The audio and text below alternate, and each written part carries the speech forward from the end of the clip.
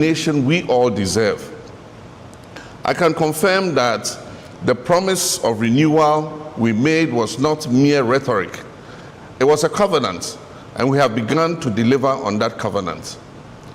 1 year ago, we inherited a nation in distress, an economy on its knees, unemployment crushing our youth, infrastructure crumbling, public trust eroded, and hope dimming in the eyes of our people. We're told that the recovery would take a generation, but I knew something our critics did not know. I knew the resilient spirit of the Ghanaian people. At the dawn of the new year, I stand before you to say, our beloved nation Ghana is rising again. We've accomplished a lot together in the past 12 months through prudent management and difficult but necessary reforms. We've reduced inflation from the distressing levels above 23% by the end of 2024 and are hopeful to end 2025 with inflation at single digits of just above 5%. We have achieved relative currency stability and on track to be ranked among the best performing currencies in the world for 2025. We're accelerating economic growth and creating more opportunities for our young people. We've restored business confidence and have seen a significant increase in both domestic and foreign direct investment. We've restored Ghana's credibility with our international partners, successfully completed the renegotiation of our debt obligations on terms that protect our sovereignty while at the same time ensuring sustainability. We're beginning the process of exiting the IMF program with dignity, not as supplicants, but as partners. Our young people are Ghana's greatest assets. We're beginning to see significant growth in sectoral performance.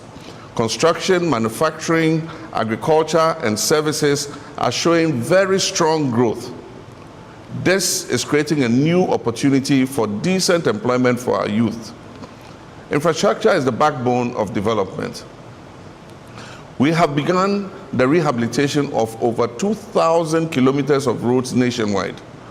We've restored a consistent supply of electricity and are expanding the rural electrification network to more than 1,000 additional communities. My countrymen and women, Ghana's image on the international stage has been positively boosted by our well-acclaimed reset agenda. This reset involves a new way of looking at things both domestically and globally. Domestically, our reset agenda is seeing a resurgence of faith in our democracy. It is delivering a leaner and more efficient administration. It is yielding greater accountability in government and a re-energized fight against corruption. Now, the Trade Union Congress, TUC, and the Public Utilities Regulatory Commission have urged calm amid public concerns over the recent electricity tariff adjustment, which took effect yesterday, assuring workers and the public that stakeholder consultations are still ongoing. Water tariff has gone up by 15.92%, while electricity has also seen an increment of 9.86%. In a joint statement, the two bodies acknowledged anxieties about the impact of utility prices on households and workers, but emphasized that all decisions remain within the established regulatory framework.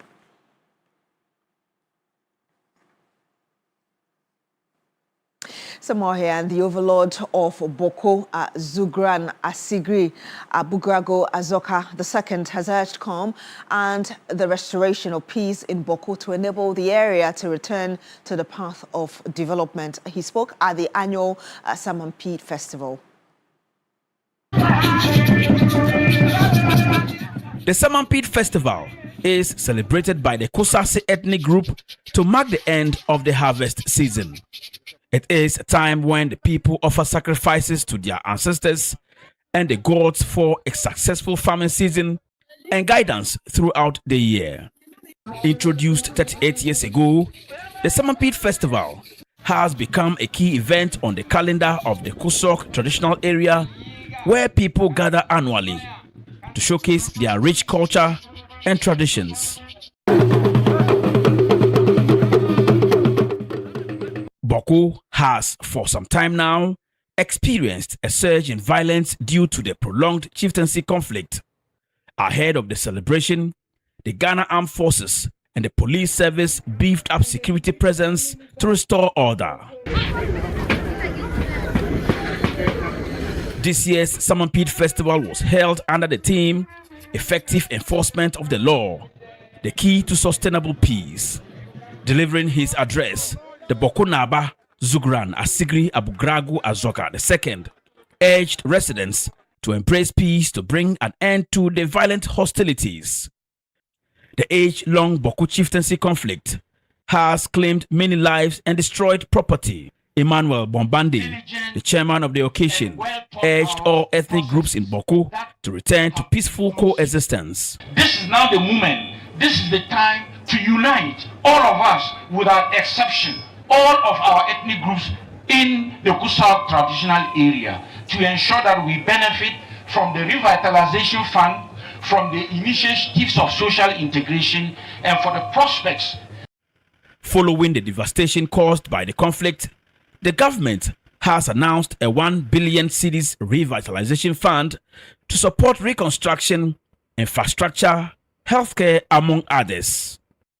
Speaking on behalf of the President, Johnson Asiedu Nketia, the national chairman of the National Democratic Congress, reiterated the government's commitment to restoring peace in Boko.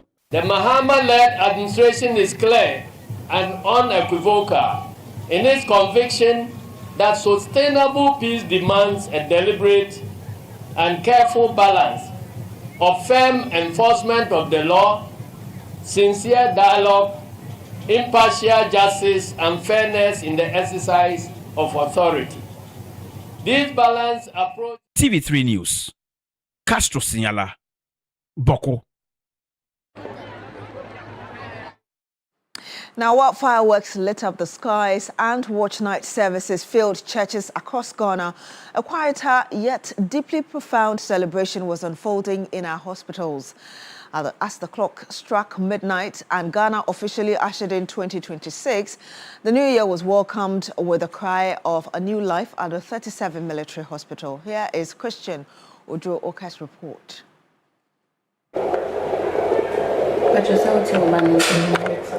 Just minutes into the new year, the maternity wards of the 37 military hospital came alive with the first cries of 2026. For the doctors, midwives and nurses on duty who worked to ensure the safe delivery of the babies, the crossover into the new year was a busy one for them.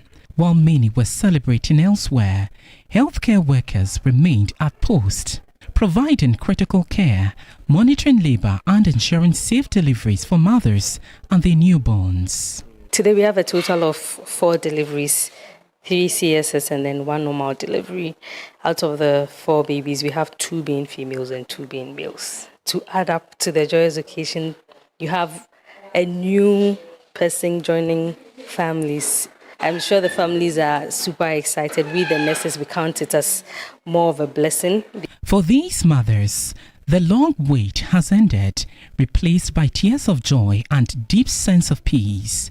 It was a celebration of new beginnings as families gathered to admire the newest additions to their lives. Among the new mothers was Na, experiencing motherhood for the first time. Still emotional after delivery, she spoke of her excitement at welcoming her baby at the very dawn of 2026. I've been waiting for so long, but my expected date of delivery should have been 14th January. But fortunately for me, I had my baby today, being New Year Day, and I think it's such a blessing. This new baby has taught me strength, and then faith, and then resilience.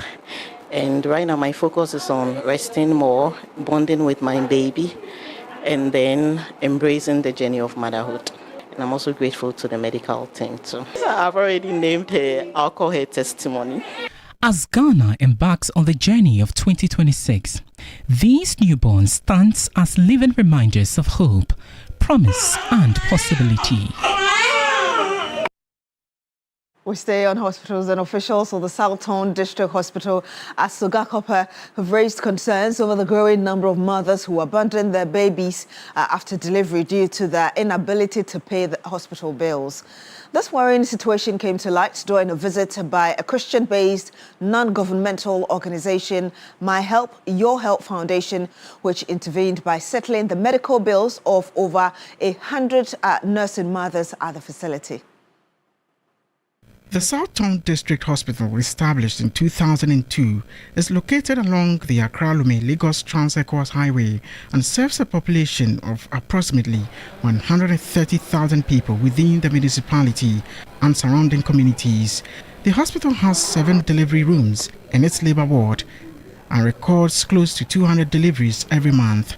Despite its critical role, the hospital continues to face serious challenges with unpaid medical bills, particularly from women who come to the facility to give birth. According to hospital authorities, some mothers, overwhelmed by the financial burden, abandon their babies after delivery. Speaking during the visit by the My Help, Your Help Foundation, the head of administration at the hospital, Samuel Omega, revealed that in such unfortunate cases, the abandoned babies are referred to the Department of Social Welfare for care and protection. We have not less than 100 persons who are owing bills on our records. Sometimes some people will say, okay, I'm going to do a scan in Ho or elsewhere and come back, and they never come back again. In a show of compassion and support, the foundation paid the outstanding hospital bills of 100 mothers on admission, amounting to 70,000 Ghana cedis. The foundation also made an additional donation of 10,000 Ghana cedis to support a 54-year-old woman currently battling cancer. President of the foundation, Nicholas Kofi, said he was deeply moved by the increasing financial hardships faced by mothers after childbirth. Many women in Ghana face significant financial difficulties when giving birth, so it could lead to maternal death or child mortality rate. This is in line with our Christian objective of sharing and spreading love and giving hope to the needy and the less privileged in society. Some of the beneficiary mothers expressed their gratitude to the foundation, describing the intervention as a timely relief that has restored their hope and dignity. We saw in health, and the Minister for Gender, Children and Social Protection, Dr. Agnes Namumulate, also paid visits to the Lekma Polyclinic in Nwa as part of her New Year visitations to children and other vulnerable groups. Other places the minister visited include the Osu Children's Home, Junior Girls Correction Center in Osu. She paid medical bills for the newborn babies and other sick persons, and also donated sanitary products and other medical supplies. She donated sanitary items and undisclosed amount to the orphanages. She further donated sanitary items and undisclosed amount to the correctional center as well. Good boys and girls to have a better future. As you know, the President, His Excellency John Dramani Mahama, has very good plans for all of you. So he wants you to grow in a very healthy environment and be great, so that you can take over leadership of this country. And then when we are all very old, we know that the country is in safe hands. Now, while many Ghanaians spend the holidays with family and friends, emergency service personnel across the country remain on active duty, working around the clock to keep lives and property safe. Judith Brown has the rest of the story. Imagine spending your holidays at work while others relax and celebrate at home. Well, that's the reality for frontline workers across the country who can't but make the sacrifice for the greater good. From police patrols on major highways to firefighters on standby, health workers attending to patients in emergency rooms, and even journalists keeping you up to speed on your television, the holidays are busy periods for essential service providers. From emergency units to maternity wards and trauma centers, doctors, nurses, midwives, and paramedics are spending the holidays on duty, attending to road traffic accident victims, medical emergencies, and critical cases. Yeah. Cake, baby.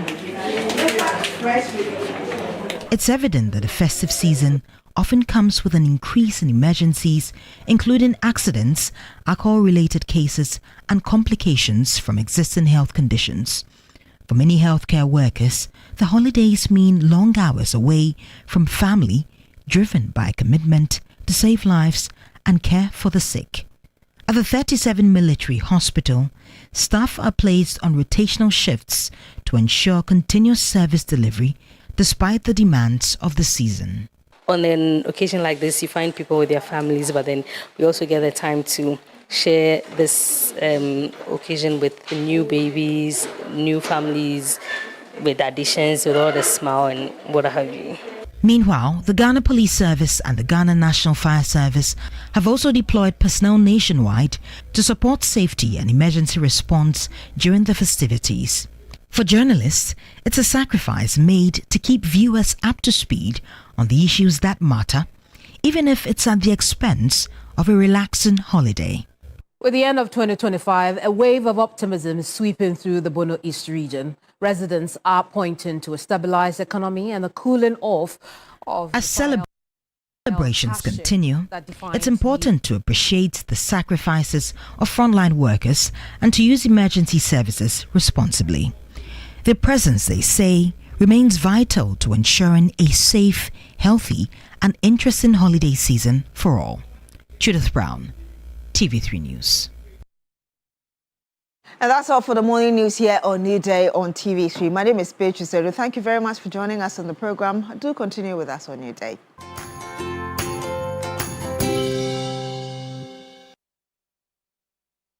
This is Key Points, the #1 award-winning television news analysis program, providing an enlightened analysis of the key issues facing us as a country. The key points of the stories that matter with the people who matter.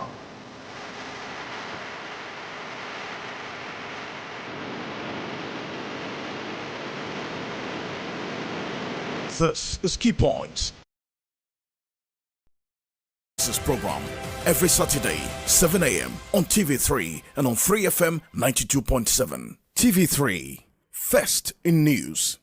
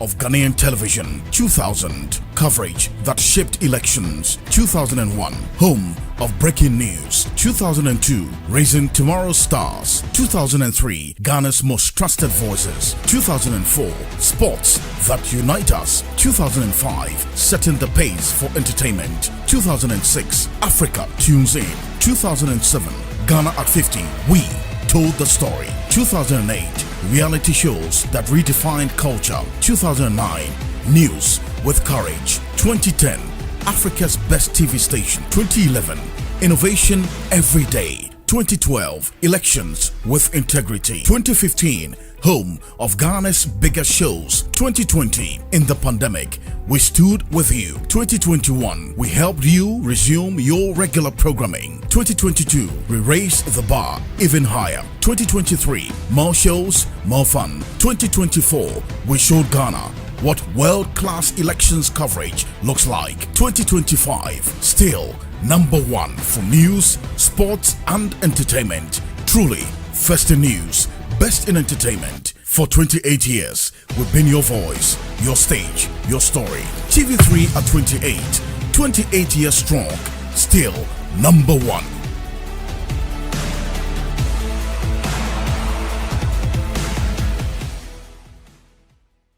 I want to kiss him.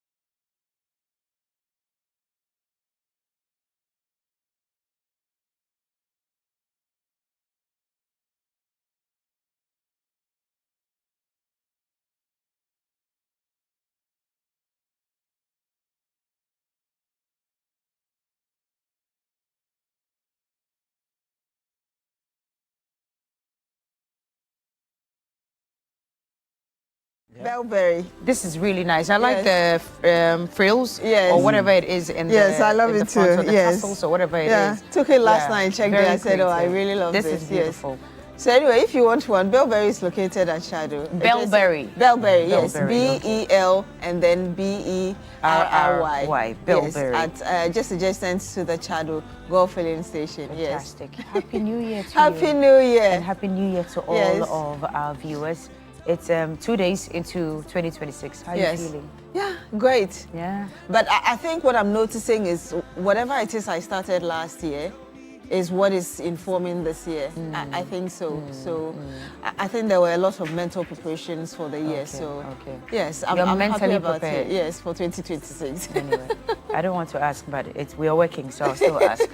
It's 2 days. Yeah, I know. We work throughout the season, but This one is not in my good books for this year. Oh, please, but for how a are you second. feeling? No, I will not mind him. It's 2 days into the new year. Me? We are working. Oh, yeah. So it's been amazing. It's been amazing. I think a couple of weeks back, when we had a discussion, when we were looking at the end of the year, I was talking about the most important gift is the gift of life and good health. It's something that many times we take for granted. And over the years, it's something I'm growing to appreciate the more. I mean, if we do a lot of things that we think is very routine, like going to bed, setting your alarm and knowing that tomorrow you have to be at work at a particular point in time. But there are so many people that we know, there are so many stories that we read of people who just begin the day and never end it. There are those who don't even begin the day. And so, I mean, on the second day of the year, I just want to just thank God again for the gift of life. I think my greatest prayer for all of us and every other person watching us on TV3 this morning is for God to see us through this particular year once again. I mean, with life, I saw something on TikTok about a person's goals for the year, and some of the things, in fact, basically all the things the person wanted to achieve, not even one had been achieved. And I was telling our colleagues in the office that you have life, we go again. And so that's the most important thing, because once we don't have life, it marks the end, and we don't have the chance to try again. And so we are most grateful to God for our lives, and we ask for good health throughout 2026 and the years ahead. Great words from Joseph. Yes, I love them. Oh, you're befriending him now? No. Oh, okay. Some few minutes left. Most of us were in church on 31st night. Yes. And I was in Action Chapel. Good morning, Papa, Archbishop Nicholas Duncan Williams, and all of our friends and family in Action Chapel as well. And he made one salient point, you know. This morning feels like any other day. You don't really, there isn't anything that informs you that it's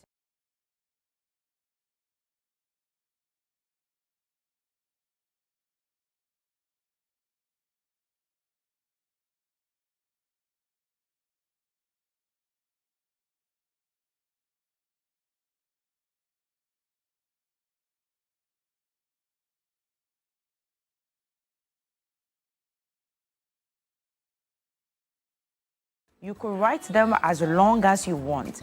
But if you don't put in the work, if you don't change your attitude, if you don't change your mindset, that will make you produce those results. Listen, 31st December 2026 will come and nothing would have changed. You know, one of the words I heard from one of our pastors also on 31st was that you do not wait for the future, you create the future. And it really changed my perspectives, meaning that if I want to have, let's say, 20 Ghana, 20,000 cedis by the end of the year, I must start putting at least one CD down from today. And so you don't wish things. You don't wish for things to happen. You work for things to happen. You plan for things to happen. You execute for things to happen. So you just don't wake up and wish goodness on you, wish money on you, wish good health on you. You just don't get up wishing for things, but you need to put in the work so that the wishes would be made manifest. And it's my prayer that this year, no matter how tough it becomes, you are self-motivated to achieve. I was listening to someone yesterday on Instagram, And he says that if you are above a certain age, he wanted to start from 40. And then he said, no, 35. You know, once you hit a certain stage in life, you don't even need motivation from anywhere. Yep. Your circumstances must motivate you enough to be able to do more for yourself. When you take a look at yourself, you take a look at your family, you enter a store and you're not able to buy things. There are certain things that you desire and wish for and you're not able to do it. You just cannot wish that that particular phone that you're looking for or that particular item that you saw, you just wish it into your household or into your life. You need to work for it. So hopefully in 2026, we just don't wish for things, but we push and we work for things to happen. And I think that's what people would call discipline. Yes. Beyond the motivation. Exactly. You must stay disciplined because it's really, really important for you to stay disciplined so that you can achieve your goals. Yeah. So I'm wishing you guys all the best, even though he's not my I'm wishing best you the very friend best at as the well. moment. He's one person that I really do wish well. Oh, and he knows he's that. feeling so lonely. Please. Well, give him some love, just a little bit. And he knows that when I don't give him love, he doesn't enjoy the show. He knows it. He knows that when I don't give him love, he doesn't enjoy. But he just won't do the needful. Apologize on, was it 30th or 31st? Listen, apart from the wishes, Roland apologized. And even apart from the wishes, there were slides that him and I were discussing. I said, listen, when you are done, send me the slides He didn't mind till today. Oh, Joseph. I am a new creation. I think forgiveness are in order. Sorry once again. 2026 will be a better year. That's for that one, I assure you. It will be a better year for us. I mean, us and every other person, yeah? Anyway. So this morning, we are told that Sofotanko Rashid Computer will be here. Kwame Jantwa, good morning to you, Mr. Jantwa, and Happy New Year as well. Ebu Bakman will be here. And we're just taking a look at the 2026 outlook. What should Ghanaians expect from government? That's what we are talking about this morning. Already a lot of things are in the pipeline. We are still working on the big push, right? The big push is still in progress. And last year, the Honorable Kwame Abuja, the roads minister, he embarked on a lot of road construction. We are hoping that it would continue again this year. We started the Blue Water Initiative, the fight against galamsey, and still even during the holidays, there was a clamp down on some communities, you know. I hope that continues again for this year. Experts financially are also telling us that for the first time in a long time, the city has been very stable. And during the festive seasons, it's remained, I think it's now currently at 10.5. And to an extent that the prediction was that it will end around 15 point something. Exactly. And it ended at 10. It's quite interesting. 10.5. So we are hoping that that continues. What other initiatives are we expecting government to still continue? I've mentioned a number of yes, because them, the big push has been on the hearts of the government for some time. And of course, the Blue initiative as well. So, I mean, dealing with the illegal mining issue and ensuring that the environment is good to help us. Yes. And we'll be talking about the utility price hikes as well. And that's taking effect. Electricity has gone up by some 9.86% and water by 15.92%. But mentioning water, do you guys have water? No, I don't. Our taps have not been flowing for a very long I've been time. buying water for I don't the past know what's months. going on. I think it was what's the past tense of flow? The taps are flowing. It flew, flow, flown. It depends on the context. Yes. What has the English flown for a while. It doesn't sound good in my ears. It hasn't flown. Yeah. For some time. How do you say that in English? Like in proper it's English? not been opened. The taps have not been flowing. They've not been flowing, for a while. And I don't know what the issue is.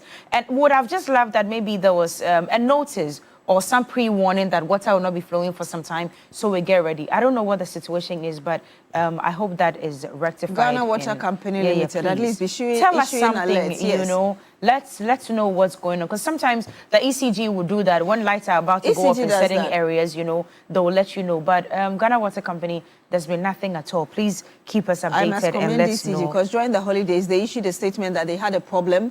That with the app and all of that, and I got it. I think I saw that too. That we'll not be able to buy credits. Exactly, and was it a day or hours later? There was another statement that came through the app that it had been resolved. So that kind of consistent communication from the water company, which I haven't seen in a very long time, I think we should Ghana bring Water it back. Company, you can do better. Please do better. Anyway, what are we discussing for the morning? I think because of the conversation later on, we should let our callers call in and talk to us about the expectations for the new years, particularly from government.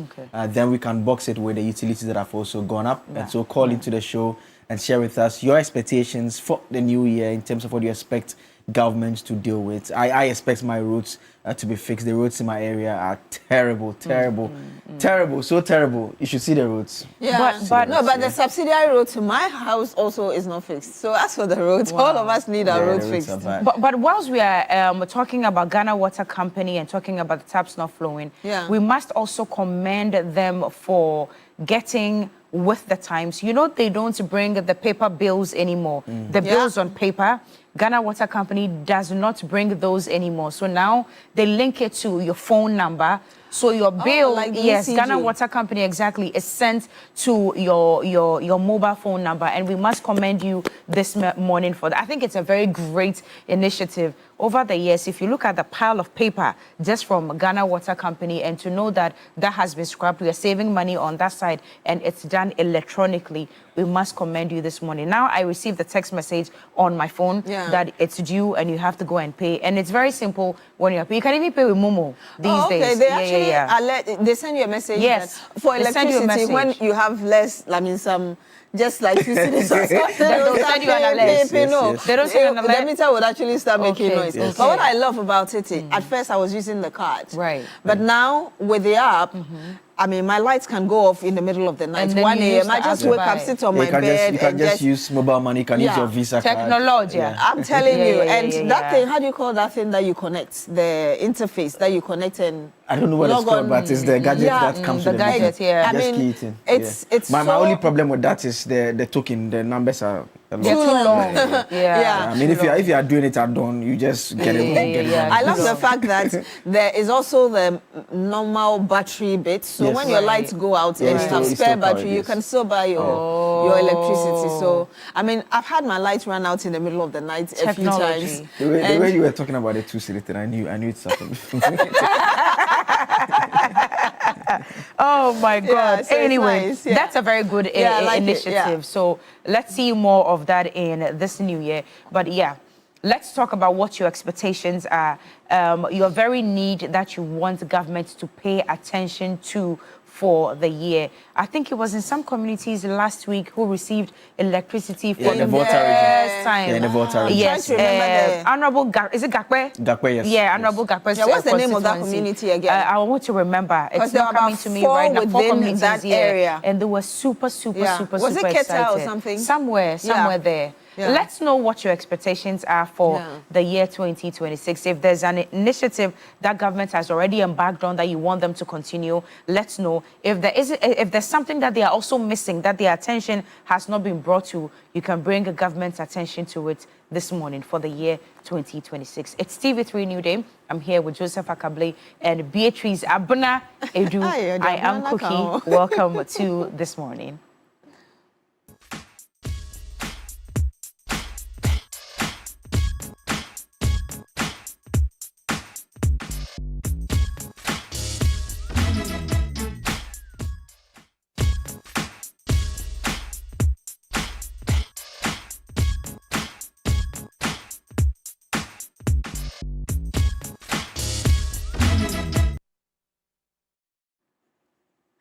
And yes, you're welcome to This Morning segment on Newday on TV3. I think we do have our first caller on the line. Good morning to you. Happy New Year to you from all of us.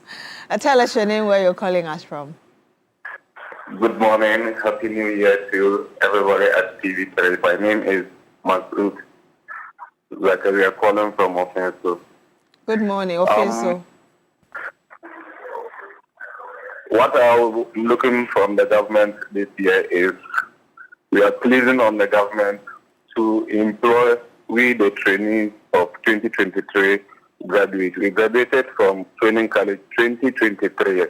Wow. And we have not been posted. We are pleading on the government to look at it and then make sure that we are being employed this year so that at least we can also take care of our little brothers and sisters at home and our parents as well. We are been dependent on our parents for a very long time, and it's not good at all. At least they should have a look at it since 2023 and up to date. Sure. Colleges of education this has not been posted. All right. Okay. So Thank you. Thank you so much. It means he's a trained teacher. Exactly, yeah. Yes. Whilst we wait to pick more calls, we just want to collectively say thank you to all of our guest presenters yesterday. They were phenomenal. Solomon Owusu from the morning. Abeku Santana's presentation was absolutely off the chain. And Sam George reading the news in the afternoon with Kemini. Lord, it was as though he's been here with us for a very long time. It just came to him so easy. And we must commend all of you. Oh, Martin, oh, yes. Thank you. There's one of the videos of Senior Kubo I saw social media. He was asking whether can I go? I think the producers were in his ears. Yes. I think they are told him now to they will understand us because sometimes they don't get it, Yes. And then Professor Ali Duseidu on the big issue. I think they appreciate what we do now. Yesterday when you finished cemeteries, now I see you guys different. Sometimes they don't get it. How you juggle talking, you're talking or you're speaking and they're talking in your ear, giving you information. And it's like, you don't have to pause to even listen. You are listening while speaking. You're doing what this job is really difficult. But thank you, all of you, our guest presenters who came through for us yesterday. It was beautiful until 4 p.m. yesterday. And we are super, super grateful to you. Thank you very much. Phone lines activated. Let's know what your thoughts are. Akabli, are you going to be reading messages for us? I think we are receiving some already. There's another caller on the line. I'll take that and then we'll get to messages. Hello, good morning and Happy New Year. Hello, good morning. Yes, Happy New Year to you, sir.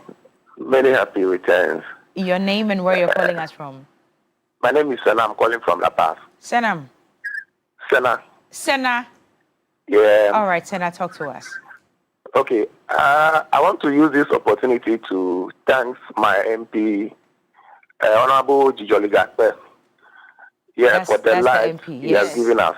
Yes. The name of the communities are Launshima, Mamime, Hagoji, Govino, Sana, Gwajirai, you are 1-1. First one, Enyanuka. Launshima.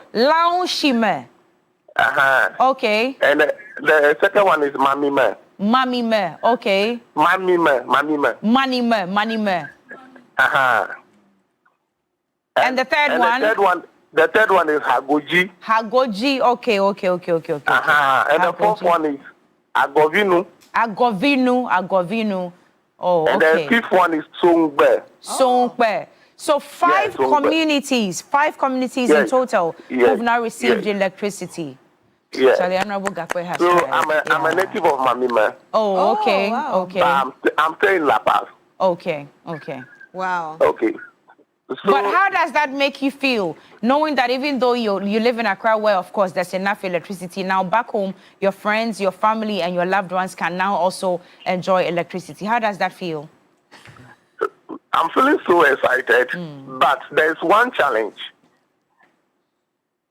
Tell us. That is, we only have the lights, we only have the street lights for now.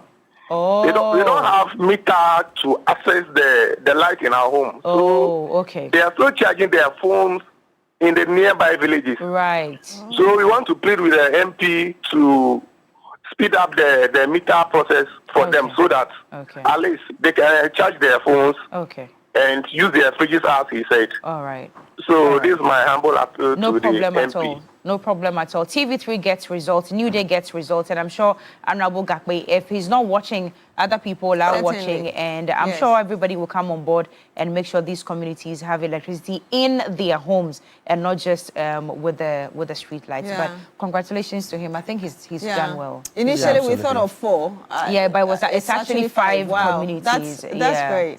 Yeah, 5 communities. Anyway. You also can cash out with us this morning, *439# if you're a Telecel or MTN subscriber. A number of you can win 1,000 Ghana cedis. From next week, I'll be bringing you powerful Friday bonanzas from next week. So be on the lookout for that one. But this morning, you can win 1,000 Ghana cedis. You're choosing option 2, which is the TV3 option. Follow the rest of the prompt, and then you can win for yourselves a cool 1,000 Ghana cedis. Beatrice, there's a call on the line. Yes, there is. Good morning to you. Thank you so much for joining us. Happy New Year to you from us. Tell us your name, where you're calling us from. Yeah, Beatrice. Good morning. How are you? Good morning. Very well, thank you. How are you? Oh, fine. How are you, Alaji? How are you? Fine. Now, what's that, Roland? Roland is off today. You know, it's the new year. Okay. He's a family man, so he needs to take care of the wife and the kids. So we're just giving him the day. How are you? I hope everybody's fine. We are fine. Happy New Year to you people, and happy first Friday for the new year. Let me send my greeting to Shamima Muslim and her husband Alaji Al Hassan, and Chairman of Oso Ampofo, and First Deputy Speaker of Parliament Honorable Benata Yafo, and Dr. Abukar Wumbi, and Chief of Staff Honorable Julius Debra. Just send my greeting to these people. I think yesterday we enjoyed the program, so we enjoyed the program. Some like George come and give read the news, and Dr. Professor Ali Bisedu, Tamale Central MP, the host, I think he tried his best yesterday. I think all of that, and we left TV3. TV3 is the best station in this country, whether you like it or not. TV3 is the best station. So keep on doing the good thing for Ghanaians. Ghana will keep on praying for the TV3 to go forward. May Allah protect us and give us long life, and we continue doing the good thing like President John Dramani Mahama, how he governed the country, and everybody praying for excellence of President John Dramani Mahama. May Allah bless us all. I thank you very much to give me this opportunity this morning. Honorable Mohammed Abdul Salam in Northern Region, Honorable Haruna Idris, just send my greeting to these people. Thank you very much. Thank you so much, Alhaji. Thank you. It looks like this morning he sounds a bit different. Yeah, he's very calm. Yeah, he's calm extremely, yes. Yeah, it's the 2026 effect. Anyway, Rhonda says, good morning, my lovely people. We made it into 2026. Yeah. Happy New Year to all of us. Happy New Year to you as well, Rhonda. And she says, I'm looking forward to the big push to take effect ASAP. Our roads are very bad in this country. Government should create more jobs. The Nkukwan Ketinketi project should also take effect, and Ghana Water should work on water, whatever they are doing, so our water can start flowing constantly. Thank you, and may God bless our homeland, Ghana. Rhonda Show sent in that one. I saw you on the kids' 31st night. Rhonda, Happy New Year. Everything that you're praying for, I pray you receive this year in Jesus' name. Amen. Amen. About some money. Good morning to you as well. I didn't see you in church, but I'm sure you were there. Happy New Year to you. It was somebody. You've got messages? Yes, there's a message from Simon Yang Wa. He says, a beautiful morning to you, Beatrice, Cookie, and Akable. Beatrice, I'm really wondering if the PRC is on the same planet Earth with us. In spite of the marginal gains in the Ghana cedi, reduction in fuel and foodstuff prices, and even the removal of the COVID and e-levies, the PRC has continuously increased utility prices and keeps calling on Ghanaians to endure it. Why? Is the PRC operating its own economy in Ghana? It should come better. Okay, Mr. Yang, I don't know whether you remember that. Actually, was it last year that the utilities submitted the over 200% and 100 and something percent? Yeah, it was last year. They worked around the 15 points. I think 9.8 for water now, and 9 point something for electricity. So, well, I'm sure there will be a lot more explanations moving forward. But there's a world-class university right here in Ghana at Rosebank International University, a strong South African university and a branch of the ADV Tech Group, Africa's largest private education provider with 146 schools across 5 African countries and over 100,000 learners, and partly owned by the World Bank through the IFC. Rosebank International University is fully accredited by the South African Qualifications Authority, the British Accreditation Council, GTEC in Ghana, City Guild UK, and Capsicum Canary Studio. At Rosebank International University, we offer a Doctor of Business Administration, MBA, Master of Science, and Master of Philosophy in Digital Marketing, Bachelor of Supply Chain Management, targeting professionals in freight forwarding, customs, etc. We also offer hospitality and culinary as well, available at diploma, undergraduate and postgraduate levels. Our ICT has BSc Information Technology in Business Systems and IT Computer Application Development, all carefully designed to equip you with the skills and qualifications needed for a successful global career. Our mission is simple: inspiring excellence. Admissions are now open for January 2026. Visit our modern campus at Airport Commercial or Pebia House, Accra, or apply online at www.riuc.edu.gh. Rosebank International University, building global citizens. Fantastic. We're still active on the phone lines. You can call us, let's know what your expectations are for the year 2026 from government. Another caller has joined us. Hello, good morning. Hello, good morning. Koko, are you sure we have a caller on the line? Hello, good morning. Good morning, my sister. How are you? Yes, very well, thank you. Happy New Year, sir. Yes, thank you, my sister. My name is Abu, calling from Sekendi. Abu, how is Sekendi this morning? Yeah, Sekendi is very calm, very cool. What's over here inside, what's over here is very cool. Let me use this opportunity to greet my Excellency John Dramani Mahama. Wonderful speech he made yesterday, last night. So wonderful. And please use the opportunity to greet my regional minister, Joseph Nelson, and then to be Kwatri. And then use another person to greet my regional executives, especially Chairman Echemambolu, and then Majid Akubu, and ECMA MC. You see, let me say something about the Ghana water.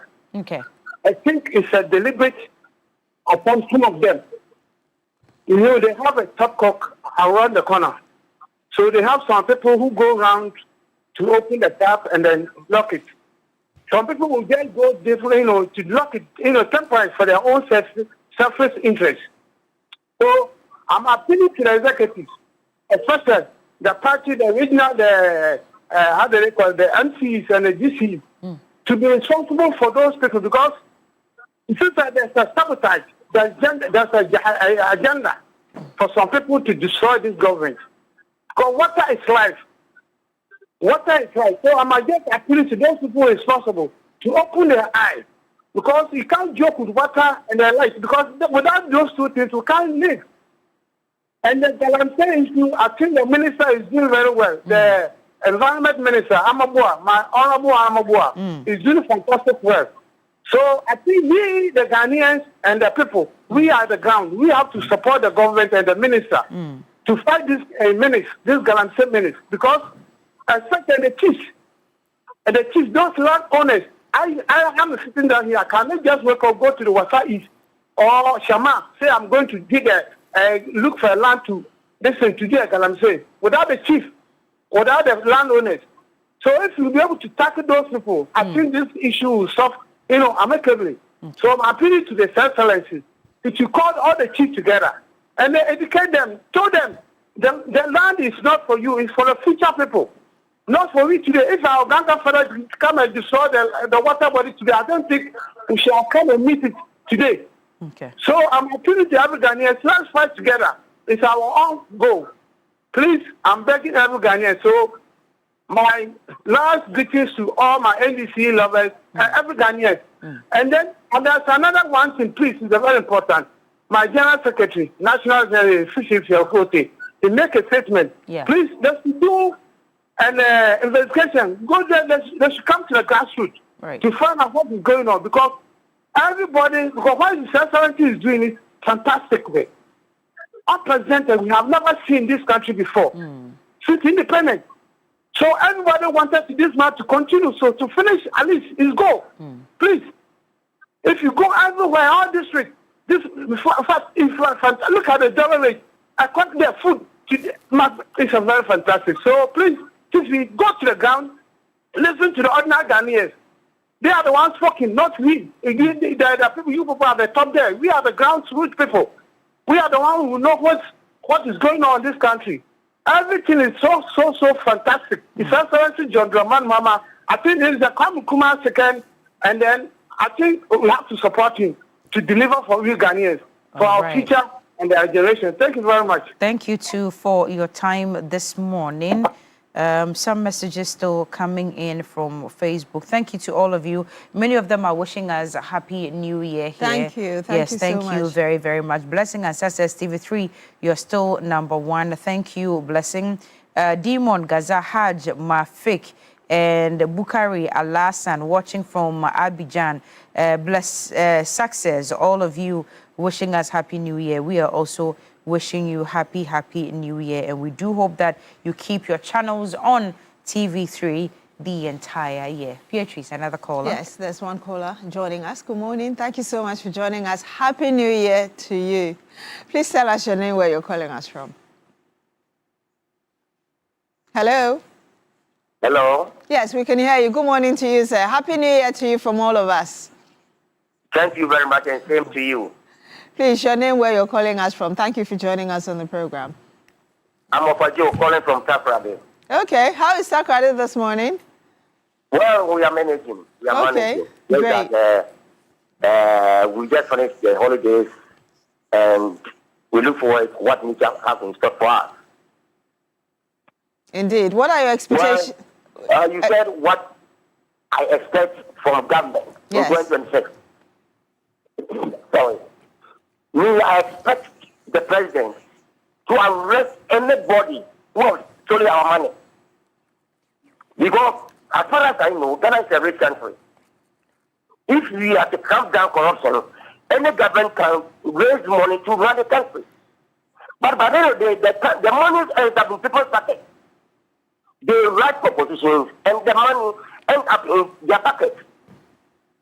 You see, and me being Takrade, I'm asking somebody to come and tell me what our chief executive, in the name of trade, is doing here. I'm not doing anything, I'm telling you. I am telling you, Fredo is not doing anything. And even I voiced that for him that, they should give him the chief executive position because Wabre. And he's doing nothing. Let me tell you, if every chief executive should do well in this constituency, by the end they will build a good nation. But if you have a chief executive who is sitting and sleeping, amassing work on himself, by the end of the day, the country will suffer. Thank you. Thank you so much for calling us from Takrade this morning. Very passionate this morning. Thank you, and for those thoughts you shared with us. Ebosa Money has also sent a message and says that no third term beer. And I'm wondering, so what's the reason? Why are people who Fifi Avicote describes as sycophants? Yes. Why are they calling for a presidential third term for President John Dramani Mahama? Akable, what is this whole thing about? I mean, I think one of the caller makes a similar point. He described one of the caller. I mean, he described the president as it says the second coming of Kwame Nkrumah. Okay. I mean, so those who are making the case, they say that the performance is such that he deserves a third term. That's the point, really. Yeah. I mean, but I mean, the president has been very clear on that. I mean, he said that he's not this is his final term. He's done. I remember and that's why it's a bit weird that yes.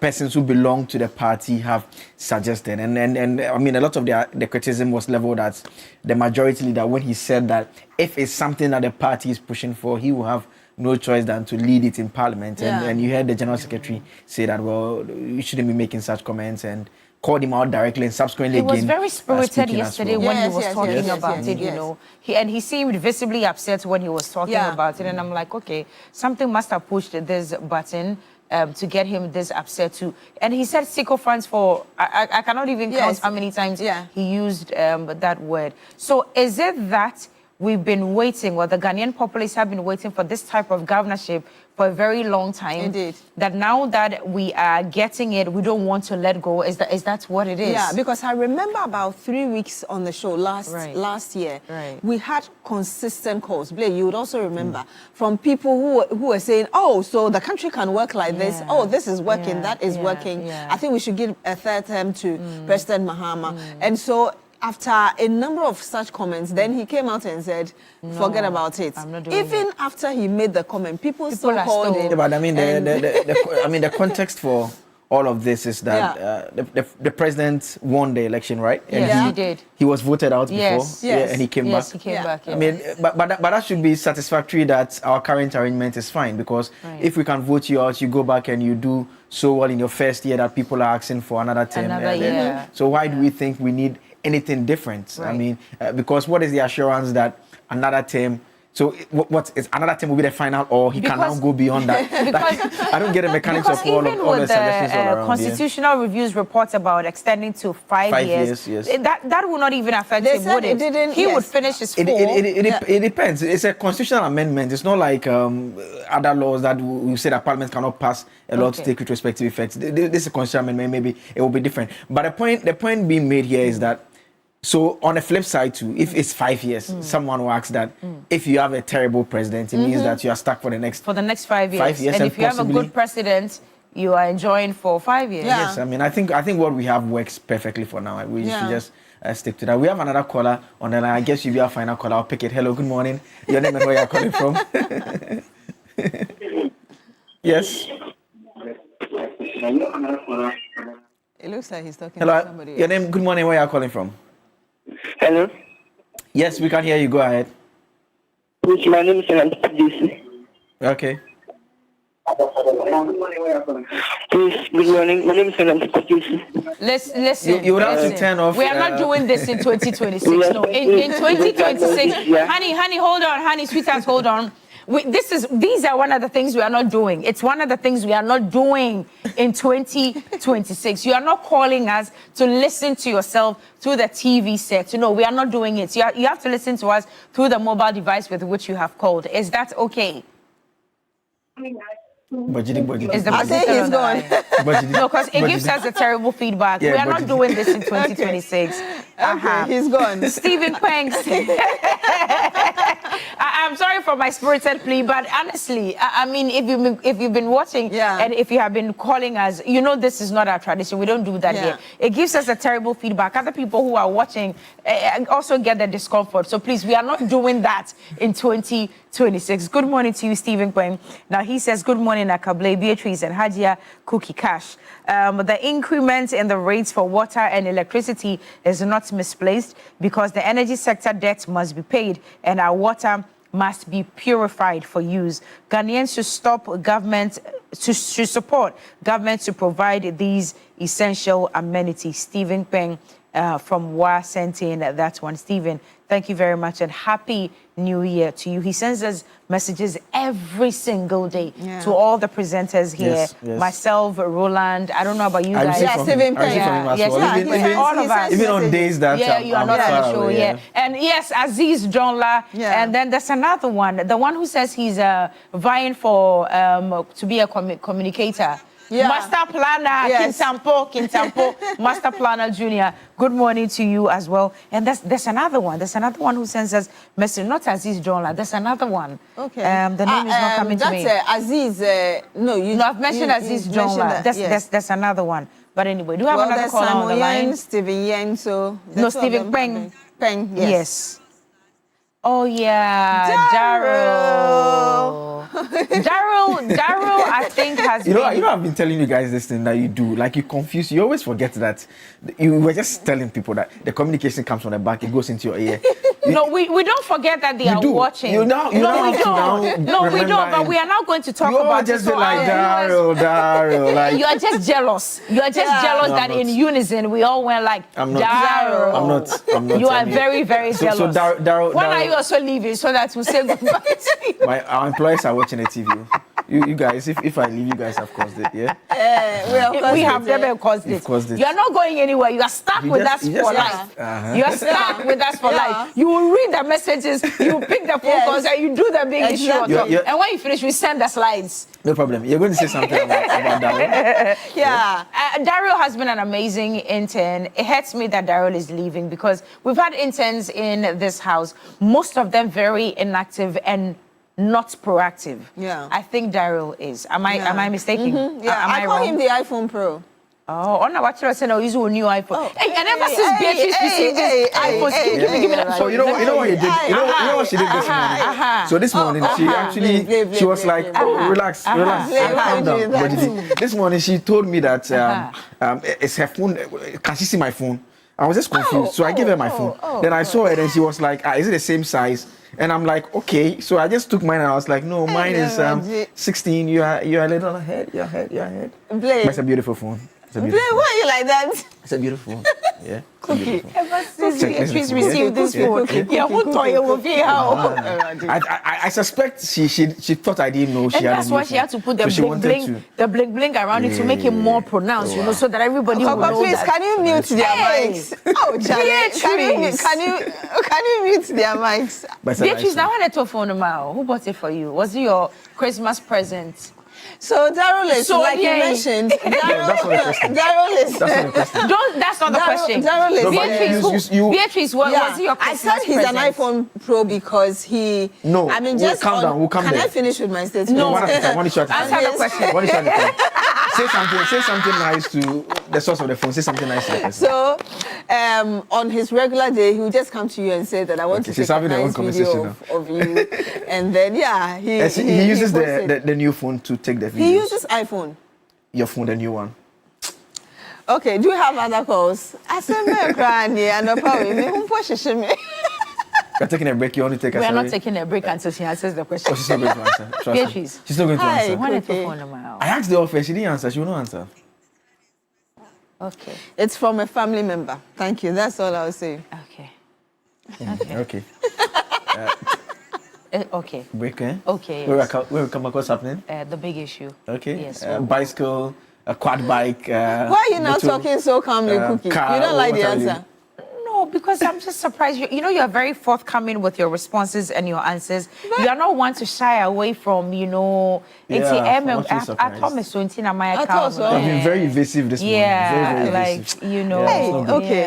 It's not good at all. 2nd of January, when we come back, the Boeing 307 will be ready. It's taking off. It's taking off, exactly, with the big issue. And of course, the pilot this morning is Joseph Akabli. Yeah, we'll be right back. Yes, next. Hey, Nadia Benson, me didn't tum. Mr. Friend, just call me cockroach. Now, Mr. Friend, me once now.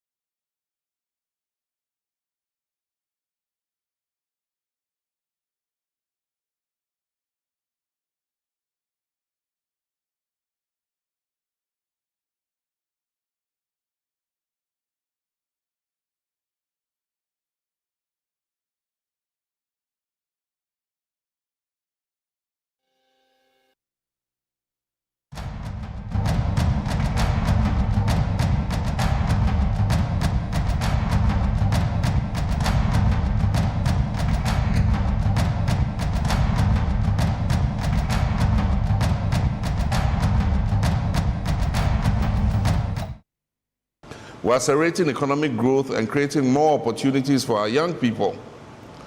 We've restored business confidence and have seen a significant increase in both domestic and foreign direct investment. We've restored Ghana's credibility with our international partners, successfully completed the renegotiation of our debt obligations on terms that protect our sovereignty while at the same time ensuring sustainability. We're beginning the process of exiting the IMF program with dignity, not as supplicants, but as partners. We are one people with a shared destiny. Whether you voted for me or not, whether you supported the NDC or not, we are all Ghanaians. And this reset is for all of us. There's no NPP Ghana, there's no CPP Ghana, or NDC Ghana. There's only one Ghana. That Ghana our forebears fought for and shed their blood to give us our freedom. Let us reject the politics of division and embrace the patriotism of nation building. Let us disagree without being disagreeable. Let us compete in the marketplace of ideas without treating our opponents as our enemies. The challenges that we face are too urgent, and the opportunities before us are too precious for us to waste our time and energy in needless conflict. 1 year ago, we inherited a nation in distress, an economy on its knees, unemployment crushing our youth, infrastructure crumbling, public trust eroded, and hope dimming in the eyes of our people. We're told that the recovery would take a generation, but I knew something our critics did not know. I knew the resilient spirit of the Ghanaian people. At the dawn of the new year, I stand before you to say our beloved nation Ghana is rising again. We've accomplished a lot together in the past 12 months through prudent management and difficult but necessary reforms. We've reduced inflation from the distressing levels above 23% by the end of 2024 and are hopeful to end 2025 with inflation at single digits of just above 5%. We have achieved relative currency stability and on track to be ranked among the best performing currencies in the world for 2025. We're accelerating economic growth and creating more opportunities for our young people. We've restored business confidence and have seen a significant increase in both domestic and foreign direct investment. We've restored Ghana's credibility with our international partners, successfully completed the renegotiation of our debt obligations on terms that protect our sovereignty while at the same time ensuring sustainability. We're beginning the process of exiting the IMF program with dignity, not as supplicants, but as partners. Our young people are Ghana's greatest assets. We're beginning to see significant growth in sectoral performance. Construction, manufacturing, agriculture, and services are showing very strong growth. This is creating a new opportunity for decent employment for our youth. Infrastructure is the backbone of development. We have begun the rehabilitation of over 2,000 kilometers of roads nationwide. We've restored a consistent supply of electricity and are expanding the rural electrification network to more than 1,000 additional communities.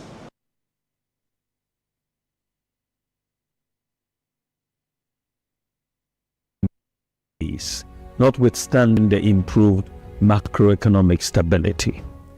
A lot has happened since 7th December 2024, and I know many of us continue to reflect on it every day.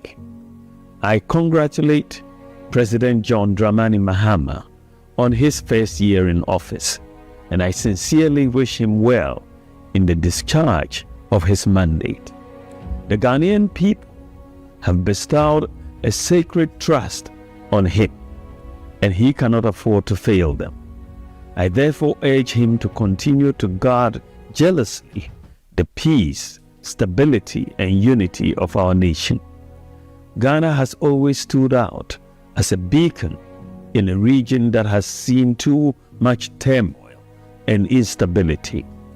The foundation President Mahama inherited was solid in many ways.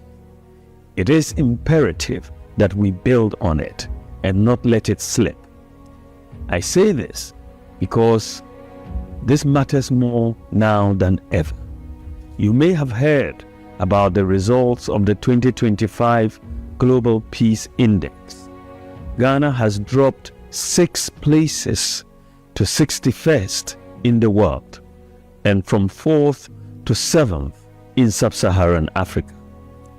They point to growing security worries and pockets of unrest in the country. Again, one of Ghana's greatest strengths since the inception of the Fourth Republic has been the independence and credibility of our democratic institutions. He's not the flag. Yes, it's not. So you had first you had John Dramani Mahama, the President of the Republic of Ghana. Then you also had Dr. Mahmoud Bawumia. He is a former Vice President who is seeking to lead the New Patriotic Party. Later this month, that election will be taking place for the party to determine who will be its flag bearer. Thank you for staying with us here on New Day on TV3. It's time for Big Issue. This morning we are focusing on what to expect from government this year. I mean, we've all had various conversations about the performance of His Excellency the President in the last 12 months. In actual sense, he will be exactly 1 year next week. I think that should be Tuesday, Wednesday, there about 7th January. Will be exactly 1 year since he took office, and already a lot of you have been sharing your views on what you make of his performance. But the question or the discussion this morning was centered around what are your expectations going into this particular new year. We know that there are key government projects that we expect to take off, like the big push. I made reference to it earlier on about the state of our roads. We've seen some good work that is taking place in various parts of the country, but there are still lots of areas that are in dire need of roads. I mean, if you come to the Kwabenya, Shoman areas, the roads are terrible. If you ask any Ghanaian anywhere, they would all point to some road somewhere that is not in good state. And that begs the question of how almost all governments boast about constructing roads, but every point in time in our national electoral cycle, we still see citizens complain about roads. And then people will tell you that, well, maybe we are not maintaining the roads well, such that even before we construct them elsewhere, the ones that we've already done get deteriorated, and those who were enjoying those ones also make demands for new roads. And so those are all issues of concern that we'll delve into this morning. But the president's speech gave us a sense of what he intends to do. He admits and states quite clearly that he believes that the first year took off on a tough note, but his government was able to restore the state of the economy, particularly issues surrounding the cedi inflation rate, which he makes the point about how we'll be achieving record low in terms of how things have been in the last couple of years. Then talks about the need to improve the conditions of living for Ghanaians, entrepreneurship, they need to create jobs, among others. And so all those are issues of concern that we'll be delving in this morning. And joining me in the studio to help with the discussion this morning, Sofo Tanko Rashid Computer is the CEO of GIFEC. He's joined us this morning. Good morning. Happy New Year to you. Thank you so much for joining us. Thank you. Once Thank again. you. Great. Next to him, Kwame Jantua. Kwame Jantua is a legal practitioner, a member of the Convention People's Party, an energy analyst as well. Senior, Happy New Year. Good to see you. Good to see you too. How was your Christmas? It was spent largely here in the office, so, but it was good. You rested too, didn't you? You had time to rest. Yes, I did. Yes, I did. 2026 is going to be explosive. So get ready. Next to Kwame Jantua is Ebo Bakman. Ebo Bakman is Deputy Communication Director for the United Party. Ebo, thank you for joining us as always. Yeah, it's always a pleasure to be here, you know. Absolutely. I want us to start the conversation this way. Let's look at it in two parts. I think we should begin by trying to assess the last 12 months very briefly, very directly. Let's pick on what we think has been the good performance and what we think are the sticky areas. Let me start with Ebo. right next to me, and that could maybe form the basis for us to project into the new year. I mean, what for you would you say has been the performance of Mr. Mahama? Which parts are good? Which parts do you think needs to be worked on a bit more? Yeah, but before that, indulge me to greet my people of Cape Coast and also remind them that 2020 we were promised harbour and airport. And the harbour and airport, Dr. Bawumia promised. He lied to us. We didn't see any airport and harbour in Cape Coast. Lest we forget the people of Cape Coast. And let me also, yesterday I met some fantastic human beings, 4 of them. I can't go without mentioning them. And Joseph, Charles, Samson, Duho, then Louis Fiagbe. I met them yesterday. They were fantastic human beings, and I think we need more of their kind. This morning, I know you are traveling to Georgia. I wish you safe travels. Go and come, so that you continue our friendship and we have more things to do this year. Last year, to be able to appreciate what this government has done, we need to understand even the situation before last year. Because it's only when you understand the situation before last year that you'll be able to appreciate the kind of effort, the kind of achievement the government was able to chalk last year. The economy was in shambles at a point in time. The macroeconomic environment was toxic. I mean, the private sector was so much suffocated. And so people were even having doubts as to whether the economy could be brought to a level that would be good for all of us. People predicted that it would take us a long time for us to have stability in the economy. But thank God, last year, because of the good work of the president himself, Atufosin, Governor Siama, and Sami Jemfi, you've been able to stabilize the economy. I mean, to have inflation drop from 23.8% to 6.3%, I mean, this is fantastic achievement. It's not something that you can decide not to acknowledge. It is so obvious that in terms of macroeconomic stability, the government has done so well. So we need to applaud them for that. One other area that I think the government has also done well, but we have a long way to go, is the government's commitment to fight against corruption. I believe that is also a good sign. And the president, if you listen to the things he said last year, even yesterday, so he reiterated the fact that whatever money that has been stolen belongs to Ghanaians. And therefore, we need to recover every cedi that belongs to Ghanaians. So that commitment has also been very encouraging, that we have a president who is prepared to fight against corruption, unlike the previous government who sat aloof for his own people to loot this country as if there were no tomorrow. So you could see, yes, my interest is mainly in the area of the economy. Because, you see, I've always said this, that when a government fails, nobody should wish any government to fail in terms of the management of the economy. Because once a government fails, the effect, the consequences on the people are dire. People suffer. Cost of living shoot up. Standard of living falls. I mean, people suffer. And so for us to have the kind of stability we have, for me, once again, we need to appreciate and commend those who made it possible. Galamsey, I think once again, the government made a lot of effort. NIMO's fantastic job so far. But I believe you have a long way to go. As for Galamsey, if we move from 3 to 5 or 3 to 6, we still have a long way to go. Because the news we hear every now and then, even though we hear the positives in terms of what the kind of work NIMOS is doing, we continue to hear the negatives. For example, 3 days ago, we were told even the reclaimed lands are not safe now because those areas that people planted cassava, yes, it has come up that the cassavas are, if you like, we have cyanide and other heavy metals in those cassavas. It means we don't know where you are getting your cassava from.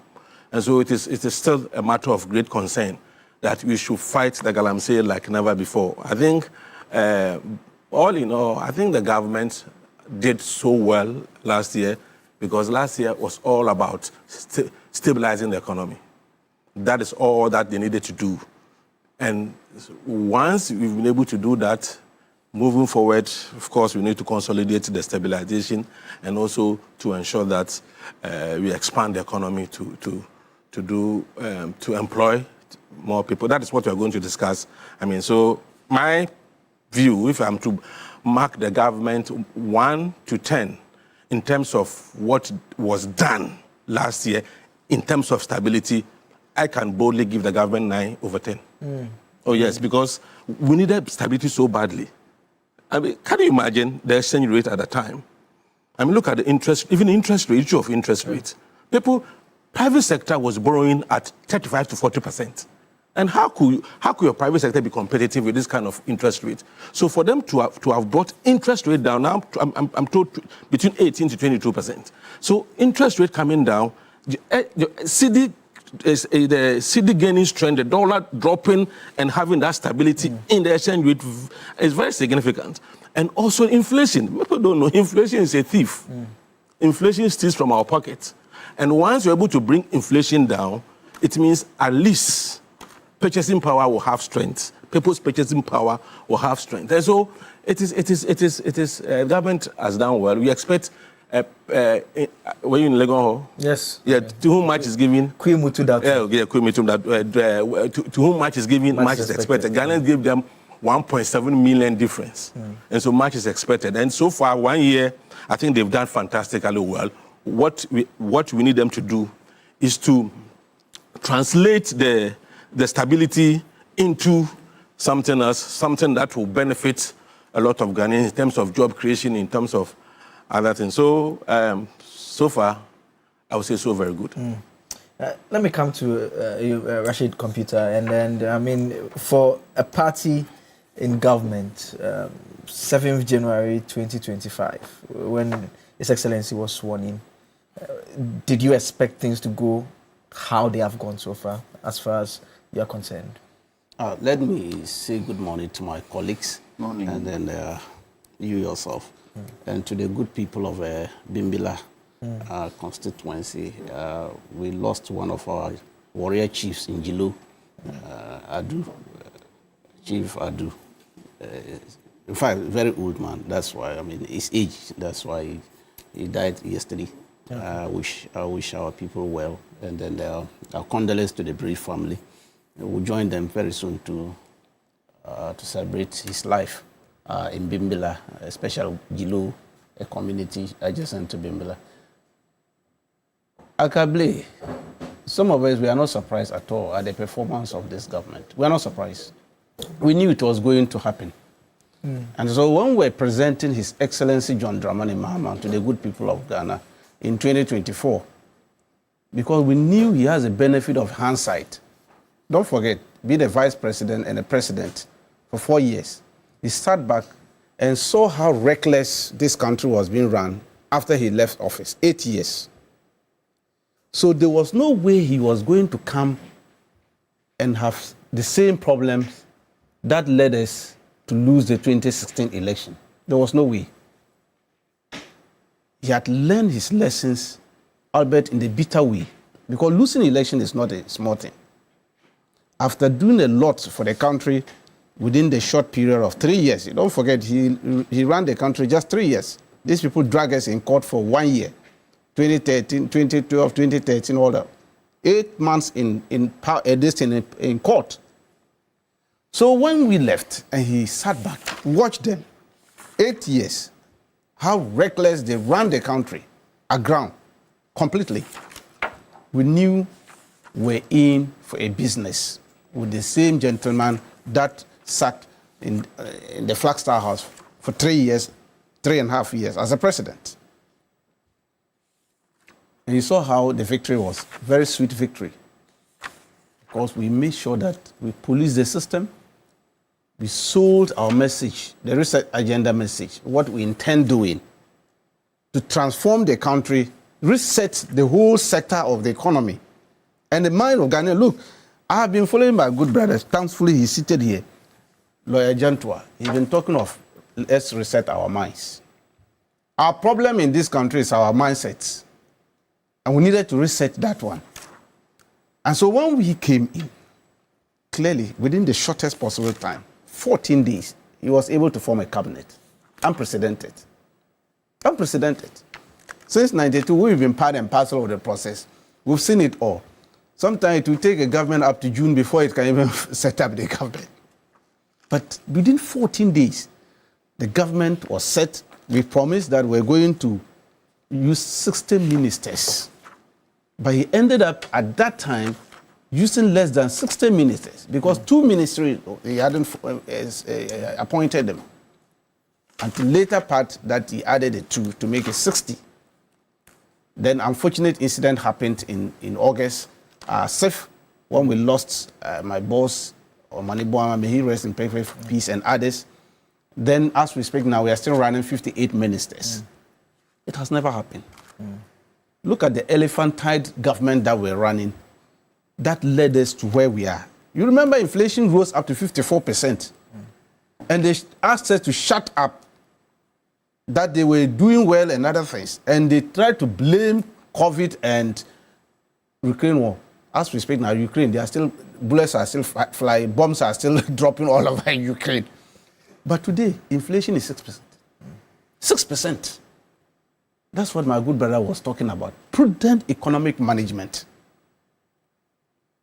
We have the slimmest government since Nkrumah days. Since Kwame Nkrumah left, we've never had this type of government again. The slimmest government that you can think of. The government of His Excellency John Dramani Mahama has reset the minds of his appointees to the extent that the resources under your care is for the good people of Ghana, not you and your family. Every appointee, anybody who has a green letter, were made to understand that this green letter you are taking to that office, the resources in that office doesn't belong to you and your family. It belongs to the good people of Ghana. Manage it prudently so that they can get the benefit from your office. That is why we ended the year without any scandal. Have you seen any scandal? One year in office. It has never happened. It was only Kwame Nkrumah time we have this kind of clean government. Very clean, soft government that went and made sure that the people benefited a lot, had a lot of industry, roads, factories were built all over the place within the shortest possible time. Okay, now we have a reincarnated Kwame Nkrumah government is back. And that for 1 year in government, not even a single scandal in any of the agencies, ministry, department, none. It has never happened. Because of the reset that he told them. And he made sure that the resources are going. There is a close collaboration between the fiscal policy and then the monetary aspect, which is Bank of Ghana and then Finance Ministry. And the game changer came from the Gold Board. The Gold Board came in, led by Sami Jaffe, to make sure that we derive the benefit therein in our natural resources, these mineral resources and all that we have gotten. And it's helping the economy. That is where we are. And you see that these people, instead of them to go back and reset their party, the MPP, I always look at them. And I'm not surprised, for 30 years, Ghanaians made sure that they were in opposition. When they overthrew Kwame Nkrumah in 1966 and had that botched election and brought themselves into power in 69, you saw what Achampon did to them. Since Achampon sacked them, nobody allowed them to come near the seat of government until 2000. I mean, but to be fair, I mean, if you pick from, so after Achampon 72, if you do, we barely had elections, with the exception of the Liman period.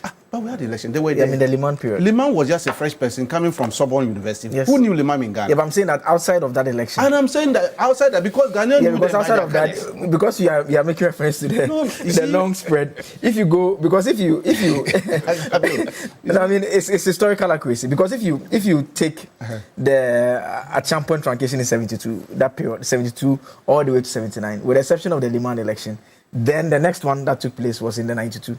So it meant that the only opportunity for them to have contested the election was in 92, which they obviously lost. So, I mean, that's you agree to that, right? You see, what I'm trying to refer to, you allow our history students to understand this, that from 72 all the way to 79. No, 79. We are talking about the 79 election. Yes. Leman was in Sorbonne University studying. He was not a politician in Ghana. Nobody knew Leman. All those who contested the 79 election were seasoned politicians, ministers in 69, 72. Is that not true? It's very true. High-level politicians. My father's part and parcel of it, so it's true. And somebody just came. He was going to be an MP because this man, Igala was disqualified. Yes. That's why they brought him. Igala proposed him. He should come. Leave your MPship and come and be a presidential candidate. And he beat all Victor Uso and all these seasoned former foreign minister and all these people. That tells you that Ghanaians were not interested in them. Okay. They knew who they are. And that's why they say, you be in opposition. And anytime they are in opposition, Ghana develops. That's a fact.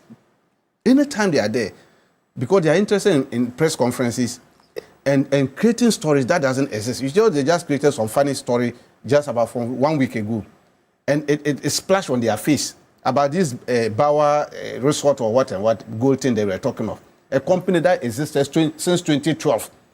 These people came and said the company was just incorporated some 2 weeks ago. Can you imagine MPP? That's the kind of people we are dealing with.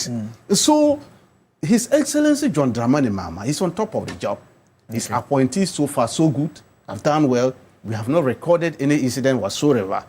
And I'm saying that this year, 2026, we are yet to go into there. It's going to be an exciting year of action. And he's keeping his eye on all facets of our life, what is going on. And the most important thing is the stability everybody is talking about. The country has been stabilized to the extent that people can even go midnight to go and do demonstration at the Flagstaff House. Your neighbors. 8 years, could you step foot even daytime?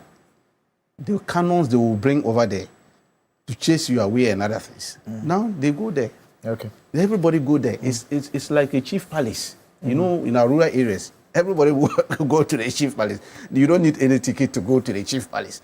Okay, he has made governance to be like our own traditional way of governance, that everybody have access to governance, the seat of government. That is what we are talking about. We are incorporating governance into our traditional and culture so that people will understand that they are part and parcel of the governance system. And that is why when His Excellency visits a traditional setting or a function being invited by the traditional authority, he doesn't go there with his own chair. He goes there and sits on the chairs that they also have there. Unlike others, a whole V8 will have to carry one chair from one place to another. He doesn't sit in. And even chiefs were asked to stand up and greet him. Have you ever seen that? For the 1 year we have been in office, have you ever seen any chief? I remember His Excellency visited one traditional day, and the chief was trying to get there. Say, oh yeah, Master, I beg you, sit down. That is not part of us. Okay. This is a well-trained person from a home where we respect traditional authority. And it's part and parcel of our government structure. That is why we are enjoying the fruit of our labor as a people in this country. And then so, Akablea can assure you, the 2025 has been a very exciting resetting. We have reset part and parcel of our lifestyle in the country. It is now how we implement the reset that thing we have done for 2025. This 2026, that you will see a level of progress that we are going to bring, because we are going to exit the IMF thing this year. He said it yesterday in his speech, very beautiful speech, one of the beautiful speeches so far delivered by His Excellency John Dramani Mahama yesterday. And we've seen it. Ghanaians are applauding him for that speech, that we are in the process. And we will make sure that we stabilize everything so that we will not need to go back to IMF again. If we continue the prudent nature of the way we manage this economy for the 2025, I don't think exiting IMF will be any problem to Ghanaians. And it won't, I can assure you. I mean, if you have to score the president over 10, what would your mark be? You see, I wouldn't have said 10 over 10, but I can give ourselves 9.5. 9.5. Over 10. Okay. Yes. Okay. And I know why I've said 9.5. What's taking a 0.5 away? Oh, but these press conference people have forced some Ghanaians to believe that things are a bit difficult. Don't you hear his speech? He's saying that that parents are finding it difficult to take care of themselves. Which parents? Is it MPP parents he's referring to? Okay. All right. That's what they are talking of. That's why I said, okay, for the benefit of the doubt, we can give ourselves 5.5.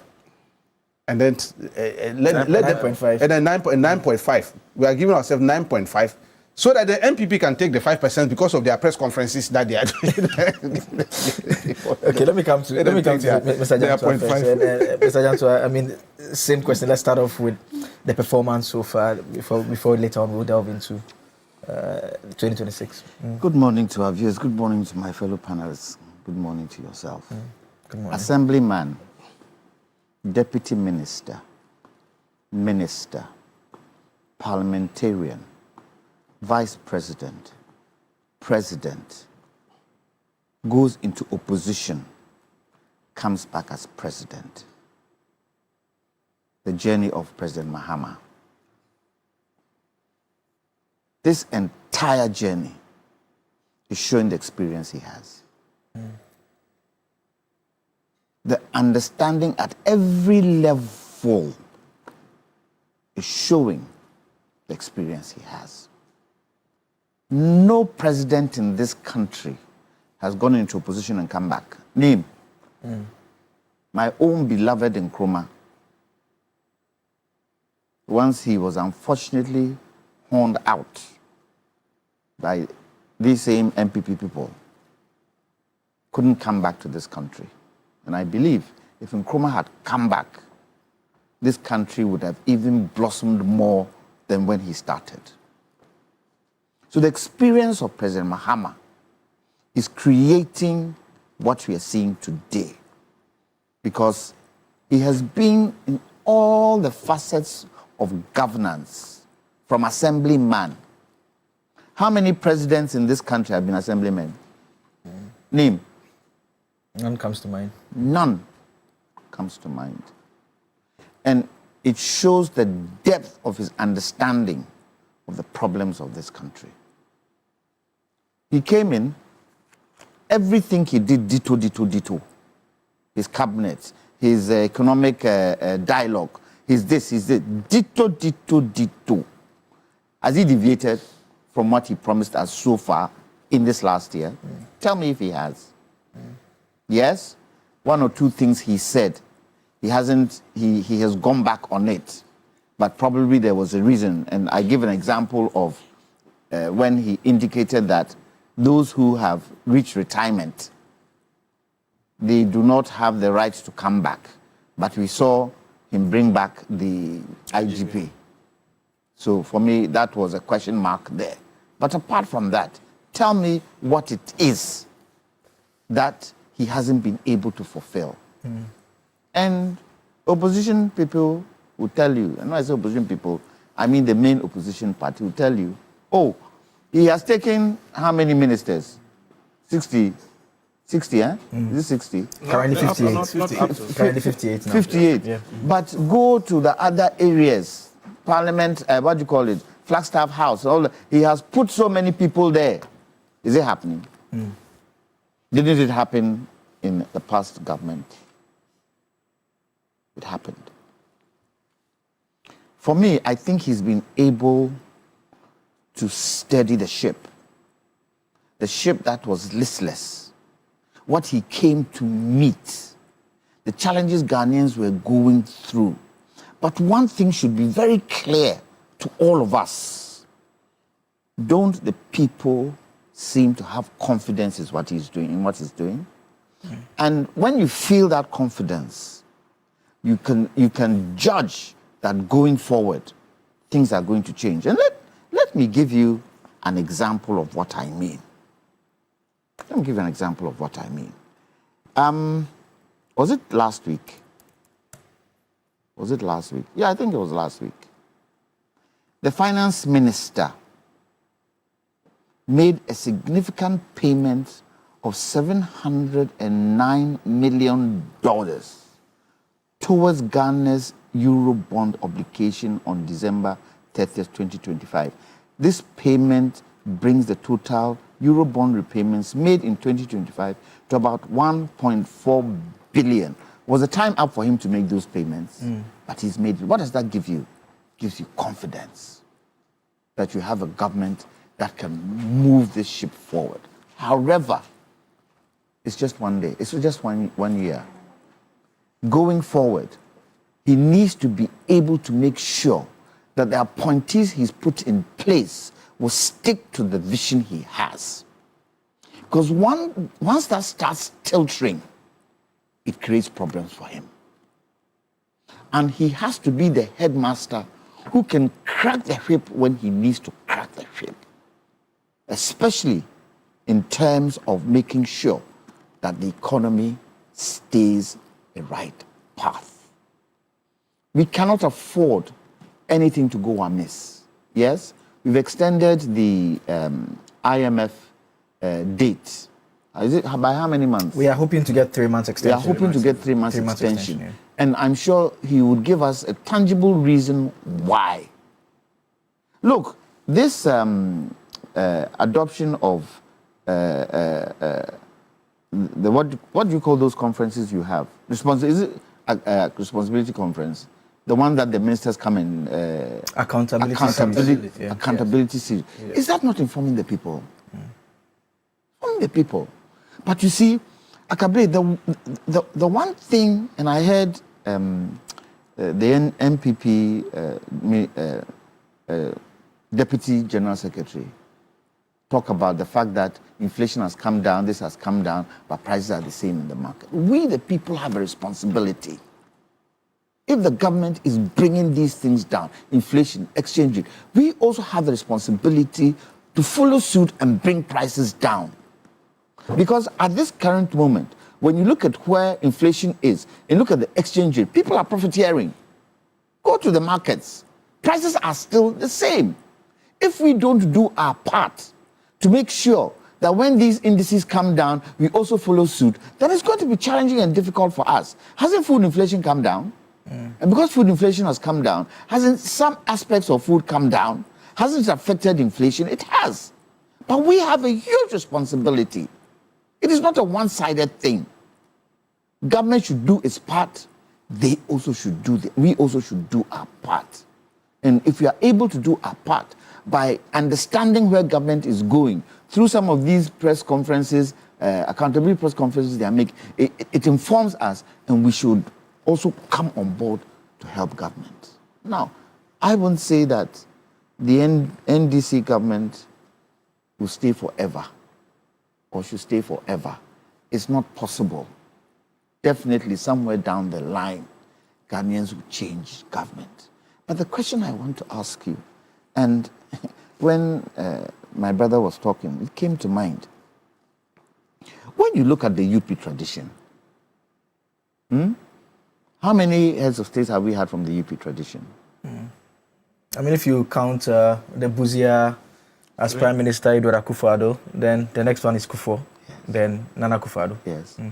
Out of all of them, who was the one who was able to make Ghanaians feel there was a government on their side? For me, it's only President Kufuor. It's only President Kufuor. If you look at from J.B. Dankwa's time, chaos. Independence, chaos. J.B. Dankwa and co, chaos. They haven't really been able to prove to Ghanaians that they have us at will. They haven't been able to prove it. 2017, when President Akufo-Addo came in, we were all hopeful because of what we'd seen from what he'd said and how he'd handled himself in opposition. We were all hopeful. All hopeful. How did that turn out? As my father always used to tell me, Kwame, it's not the beginning, it's not the middle, it's how you end. Yeah. Did we end well? Did we end well as a country? And what made the cancer even worse was DDEP. Stealing from the people, taking from the people because of your own mistakes. So why did we put you there? We put you there to handle the finances of the country. Were you able to do it? Can we say the MPP in their last 8 years were able to handle the finances of this country? Tell me. Tell me. I hope, and this is a challenge for President Mahama, I hope, and it's also a challenge for us too, I hope and pray that once we come out of the IMF, we will be able to control spending. It's key. It's key. And I'd like to believe, looking at Ato Forson today, and the way he's handling the finance ministry, I would like to believe that at this material moment, he's putting strategies together for that time when we end IMF.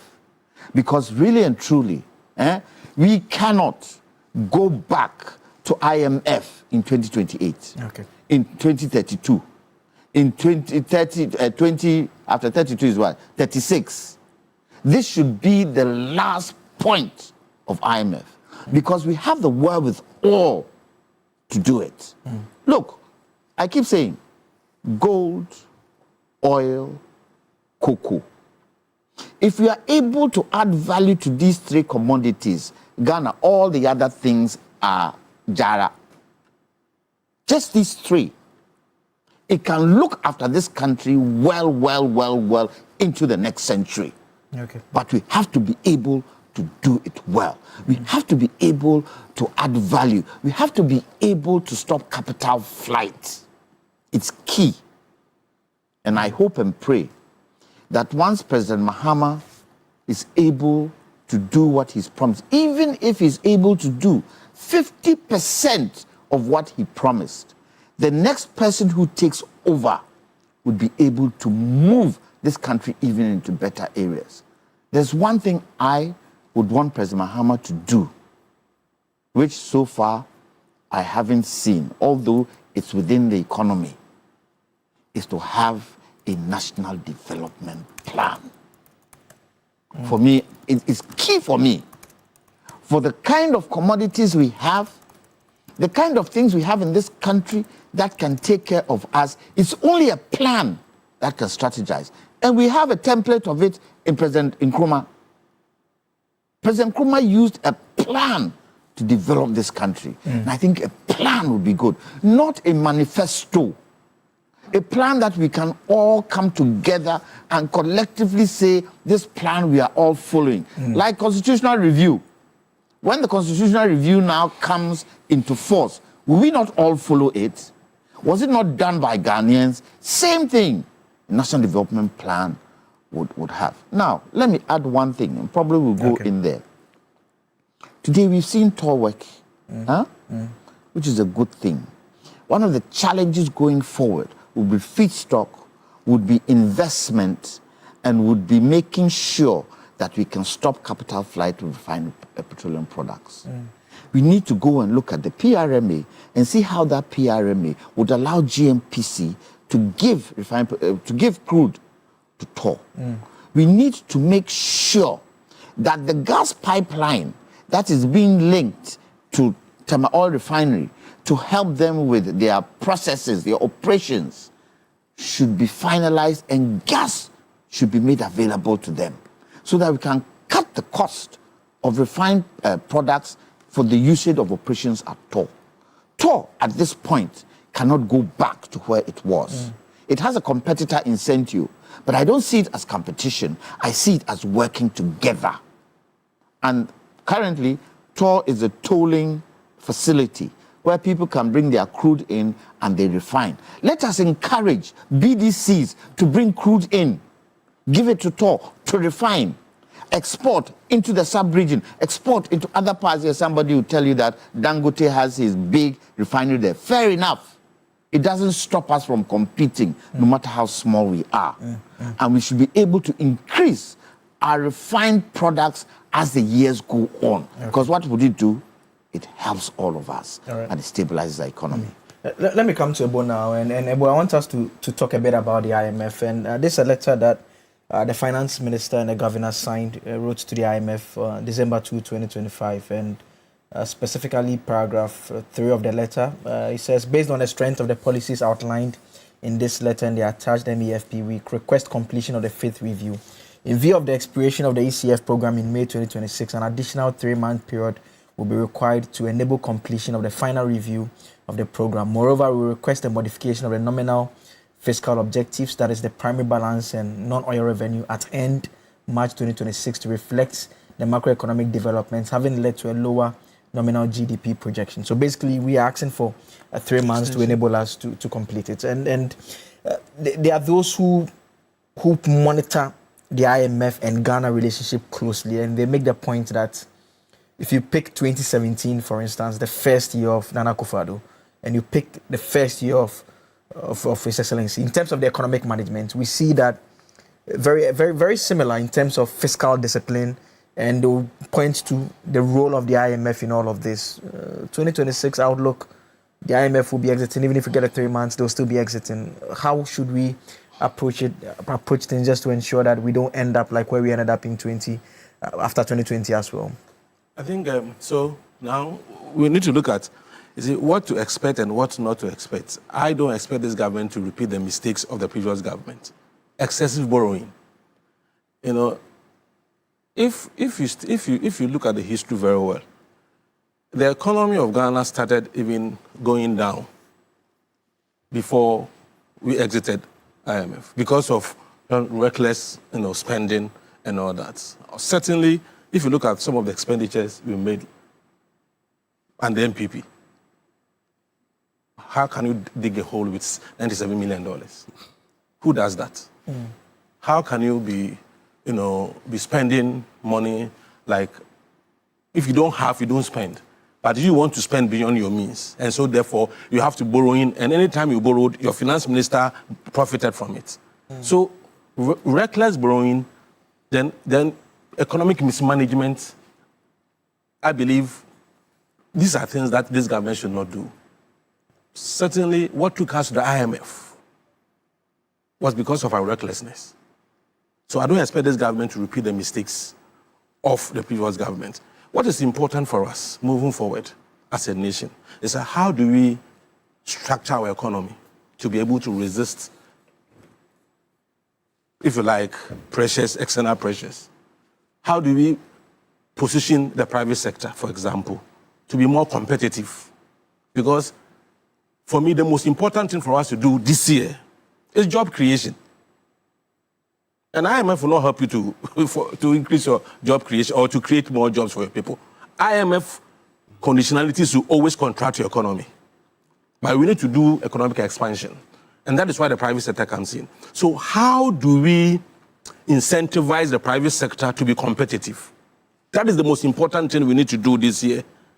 Go out there, 5, 6 years, 4 years graduates are still unemployed. They are still feeding from their mother's kitchen. And these are not good things for us. And so I believe we need to strategically have a regime, low cost of production regime in this country. We should be very conscious about it.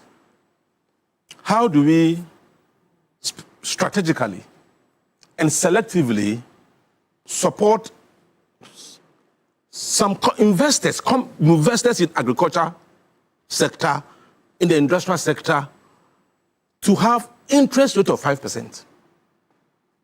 Why don't we create a special purpose vehicle to enable a certain class of investors in this country to have interest rate of 5%? Because as well, if you go to Ivory Coast, interest rate is about 5%. Go to all other countries, in some of the countries in Africa, they operate single-digit interest rate, which means the Ghanaian who is now even getting 20 improved interest rate is not competitive out there. So what is important for us is to see that is why I still believe India did it some time ago, Brazil did it some time ago. That reserve requirement, the cash reserve ratio, the percentage of deposit that is kept to the Bank of Ghana, the money sits idle. It is good because we use it to control money supply and aggregate demand and all that to control inflation. But can't we as a nation think outside the box and say that instead of, let's say, deposit 20% of your, keep your 20% of your total deposit with central bank, why don't you make it 10 and require the banks to use that 10% to give to specific producers in this country, maybe at an interest rate of about 5%. India has done it before. Brazil has done it before. We can do it. You see, it's only when the Ghanaian producer can produce at a lower interest rate, a lower electricity rate, costs, lower taxes, and other incentives. That is the only way the Ghanaian producer can be competitive out there. Because why? Goods are produced in anticipation of demand. So no matter how we add value, we preach about value addition at what cost? So the issue of cost of production should be the most important issue to address. Our economists in this country, the economic managers must sit down. It shouldn't be business as usual for a businessman to walk to the bank and take interest rate at 22% to produce what? Because what you are producing, somebody is bringing some from China. And Ghanaians will not buy out of nationality. We buy out of rationality. That my income is such that I have to look for cheap goods to buy. And so what is being brought from China, even Ivory Coast and other parts, if they are cheaper than what is being produced in Ghana, why should I buy Ghanaian products? Because I'm a Ghanaian? No. I will buy the foreign one because of rationality. So I think this year and moving forward as a nation, we should focus on how to bring down cost of production. If we can't do it across board, we can select certain companies, those who are into exports, those who are into import substitution. We can be selective and say that we are giving you interest rate. Government is going to guarantee interest rate of 5%. It should be possible that electricity bill, you are going to pay 50% of what you used to pay. Let's be intentional about it. That's the only way we can expand the economy, create more jobs for the youth to get jobs to do. The stability, I give the government 9 over 10. Fantastic work. What is left to be done? With or without IMF, what is left to be done is to expand the economy. And the private sector is the way to go. The government asks for, if somebody doesn't go to retirement, if somebody doesn't die, the public sector, no recruitment. Are you getting it? But with the private sector, if the businessman can expand his business, if he can export more, it means you will need more hands. If he can produce to stop the Chinese, if you stop creating jobs in China and other parts of the world by importing their goods, if we can do it here in Ghana by making our producers competitive, I believe as a nation we'll go a long way. And that is why it is important to have the current finance minister. I've had interaction with Atos, the kind of things he say, and I've heard the governor also say the same thing. Their focus is to make interest rate a single digit in this country. That is where we need to get to. But until we get to that point, we can put in place a special purpose vehicle where certain funds can be directed specifically to support strategically certain companies, so that we can increase our exports, create more jobs, earn more forex, and also earn more in terms of income and corporate taxes. I believe that is the way to go. And if you permit me, one other area I think we need to work more, I believe the fight against galamsey, we need to escalate it a notch higher. The 150 million that was given to NIMOS was woefully inadequate. If you really want to succeed, and the kind of work NIMOS is doing, I believe that this year, if you are doing mid-year budget, you need to consider topping it up for them and also encouraging more people to participate. Let's make use of our chiefs. I believe that we don't have to lose the fight against galamsey because that fight is a fight for survival. If you lose it, we are all dying. And that is the fact. And so I believe for now, let me say this and I will come back. Mr. Rashid Tanko, I mean, you said 2026 will be very good. The president says that in 2026 we shall accelerate and expand. But there are those who make the point that for most parts of, in fact, at least half of the year, will still be under the fund program. We may have our hands tied a bit. We may not have the free will to do things as we would want to do. We still have to be as disciplined as we have to do. Should we not approach it a bit more cautious than we are all anticipating, especially given how the last 12 months have been? Akable, listening to the president yesterday, he made a very important statement, and I think Ghanaians must take note of it. Industry players should take note of that, especially Council is here. We have restored Ghana's credibility with our international partners. Yes, that one, nobody can contest that. There's now credibility. They have moved it from junk economy to B ratings. In fact, B+. Ghana, this is what he was saying yesterday. We have restored Ghana's credibility with our international partners and successfully completed the renegotiation of our debt obligation on terms that protect our sovereignty. Council was talking of the payment we recently made about monies being borrowed by our former administration. Euro Bank. We have managed to renegotiate these debt obligations with them. The credibility is back. The economy has been removed from that bowler economy to an economy that everybody now respects, international level. We have managed to bring down interest rates. For the first time, banks are chasing people to come for loans. They are chasing people. Because interest rate is down. What's the rate now? Currently, the last time when the monetary policy committee sat down, we used to be around 28 when we came in. As we speak now, 18, yeah. It's around 18, within 18.5 or so. The TB rates out. And it's coming down. You see, so it's making investment very beautiful for investors. That's why they are trooping into the country. You saw this thing that we brought in, that Nkoko and Kitinkiti. Nkoko and Kitinkiti. You see, now the MPP are running left and right, trying to say that they had that plan too. But they were rubbishing it. When we started a campaign about the Nkoko, do you see the kind of trick it's doing for the Ghanaian economy, especially on the agri sector? The importation of this chicken thing that we have been doing. A lot of money is being wasted over there. A lot of dollars. Look, this year we had a lot of bumper harvest. To the extent even farmers were crying for people to come and buy their goods. There was a glut. Yes, because of the sustained policy on the agri sector. And these are some of the things we are doing, some of the little things government is doing to try to make sure that Ghanaians owe the economy so that we don't use a lot of hard currencies to go chasing these goods from abroad. Like my good friend has just mentioned. You see, when you bring products from abroad and they are cheaper, they would rather go in for that one. Are you getting it? But when we produce it here, and the more we produce, you see that the prices will come down. And in that case, Ghanaians will want to go in for the distance. For the last, in fact, very long time, I've never eaten foreign rice. Because the kind of rice they are producing in Ghana is so beautiful, very nice. Sometimes the problem was just packaging. How to package it nicely and all that. Some of the rice they bring abroad, they're not different from what we eat here. It's just the packaging, the processing.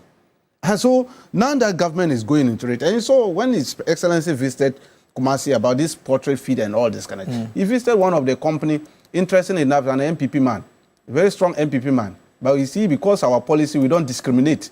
We are all Ghanaians. Unlike them, they would have made sure that they kill the product and kill the factory. You saw the factories they brought down, and the banks, they collapsed banks and all this kind of thing because they were not MPP banks. They collapsed them. We came in and we thought that this gentleman is doing fantastic. Let's support him. The president was speaking to me and ordering the agri minister to make sure that they support the gentleman. You see, this is a president that we must trust, who believes in Ghanaian, that the Ghanaian can do it, no matter where you are coming from. We don't have an MPP Ghanaian, an NDC Ghanaian, or CPP Ghanaian, or PN. He said it yesterday. We are all Ghanaians. We are one. Okay? And you support everything. So this thing, prudent management of the economy will not have any difficulties exiting the IMF this year. Because we don't have large-sized government that will take a lot of resources to manage the government. We don't have that. And even if you look at what Atu Forsen is doing at the finance ministry, it has brought some physical discipline to a lot of agencies. I head an agency, and I know what we are doing over there. The kind of expenditure we did over the years, because of what Atu has put in place, you cannot go outside. But lots of the agencies, like some of your colleagues who talk to us, they said they want to do projects and they need money. And this particular year, they would expect to have the funds to do those projects. That's what I'm saying. I've also head agency. The project that you are going to do must be need-based. Must be something that will be ultimately benefit the good people of Ghana. High impact project. Impactful one. Are you getting it? Not like those days. I just get up because I'm the CEO and just feel that I'm going to do this project. Throw money into it and you see that what is it going to bring? I had the same issues with some of the people. You go and import this and procure a laptop that ran on 4 gigabytes. What are you going to use that laptop for? What are you going to use it for? This is a toy. You see, because you think that yes, there's money, like I can just go and procure. Okay, you go and bring it. You can't use it for anything. You go and bring tablets which cannot be used for anything, just toys, and they are dumped over there. Thousands of them.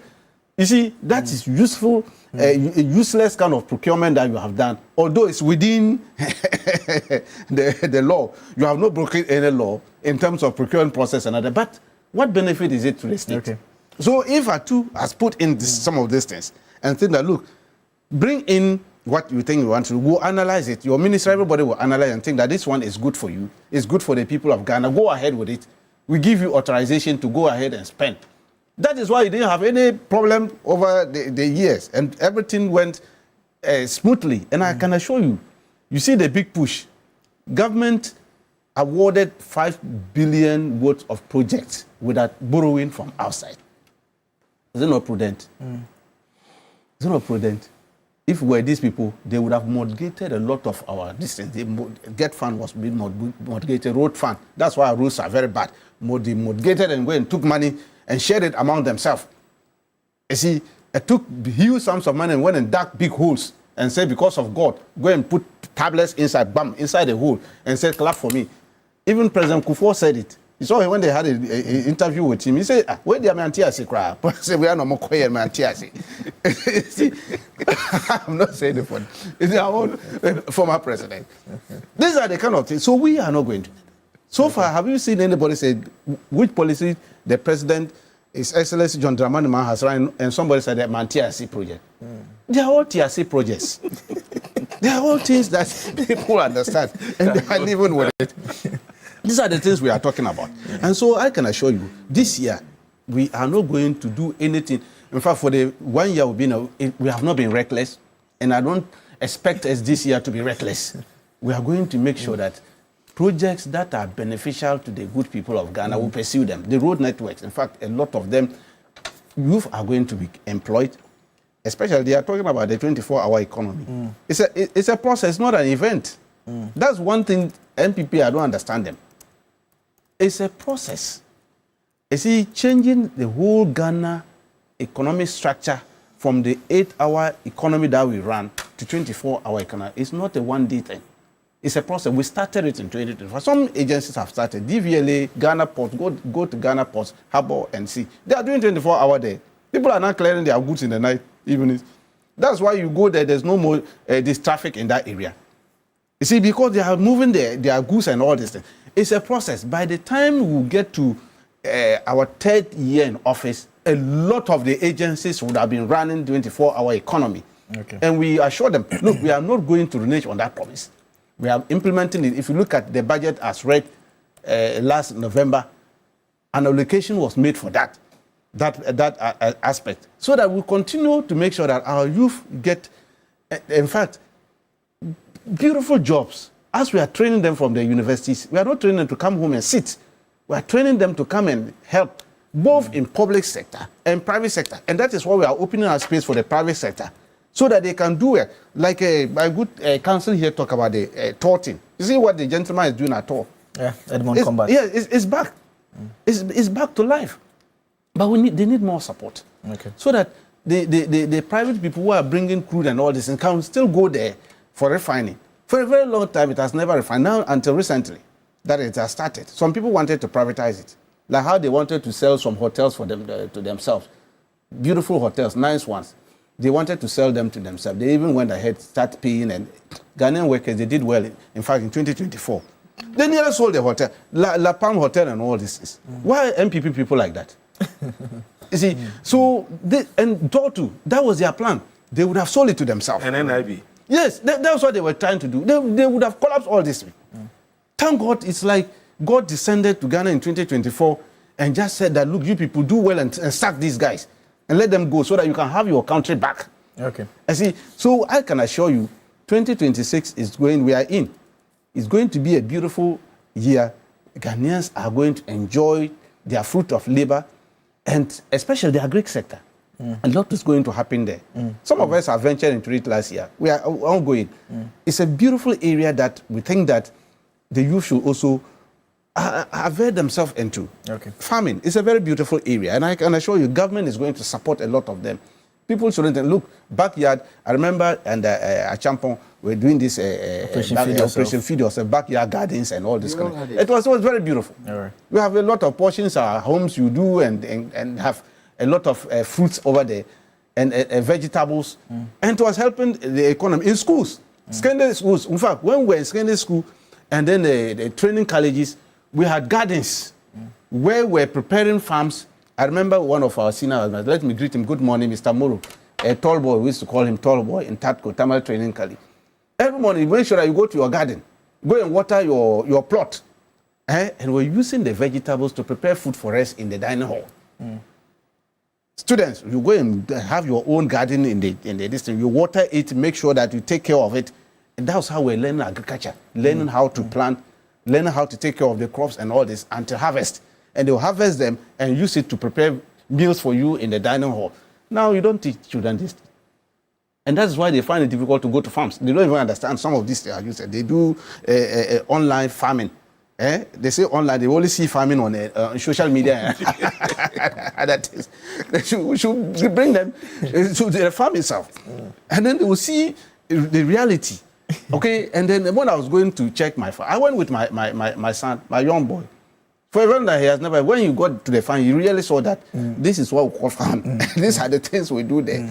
And other things. So you imbibe this kind of thing in them, so that they will understand it better. Okay. So that we can own our economy. Otherwise, we'll continue importing things to the extent even fruits, vegetables, we have to import them. Doesn't make sense. Ghana is not a place that we should be importing vegetables. We have the land. All right. Arable land. Yes. Let me come and wrap up with Mr. Jantua and Mr. Jantua, 2026 outlook. But I want you to stay on the energy sector for me and any other thing that you want to touch on. We are told that the energy sector is stabilizing according to the IMF. The government and the IPPs have agreed to restructure legacy debt, but the IMF says despite the market improvement, the energy sector shortfall persists. We are told that throughout 2025, ECG payments to IPPs via the cash waterfall mechanism represented 48% of bills. So it is significantly higher than what was done in 2024. So there's been an improvement, but there's still a shortfall of about $500 million. And that has been assumed by the government either through legacy debt payments or fuel purchases. And so it does appear that that is a bit of a challenge. But largely throughout the year, power supply has been very, very stable.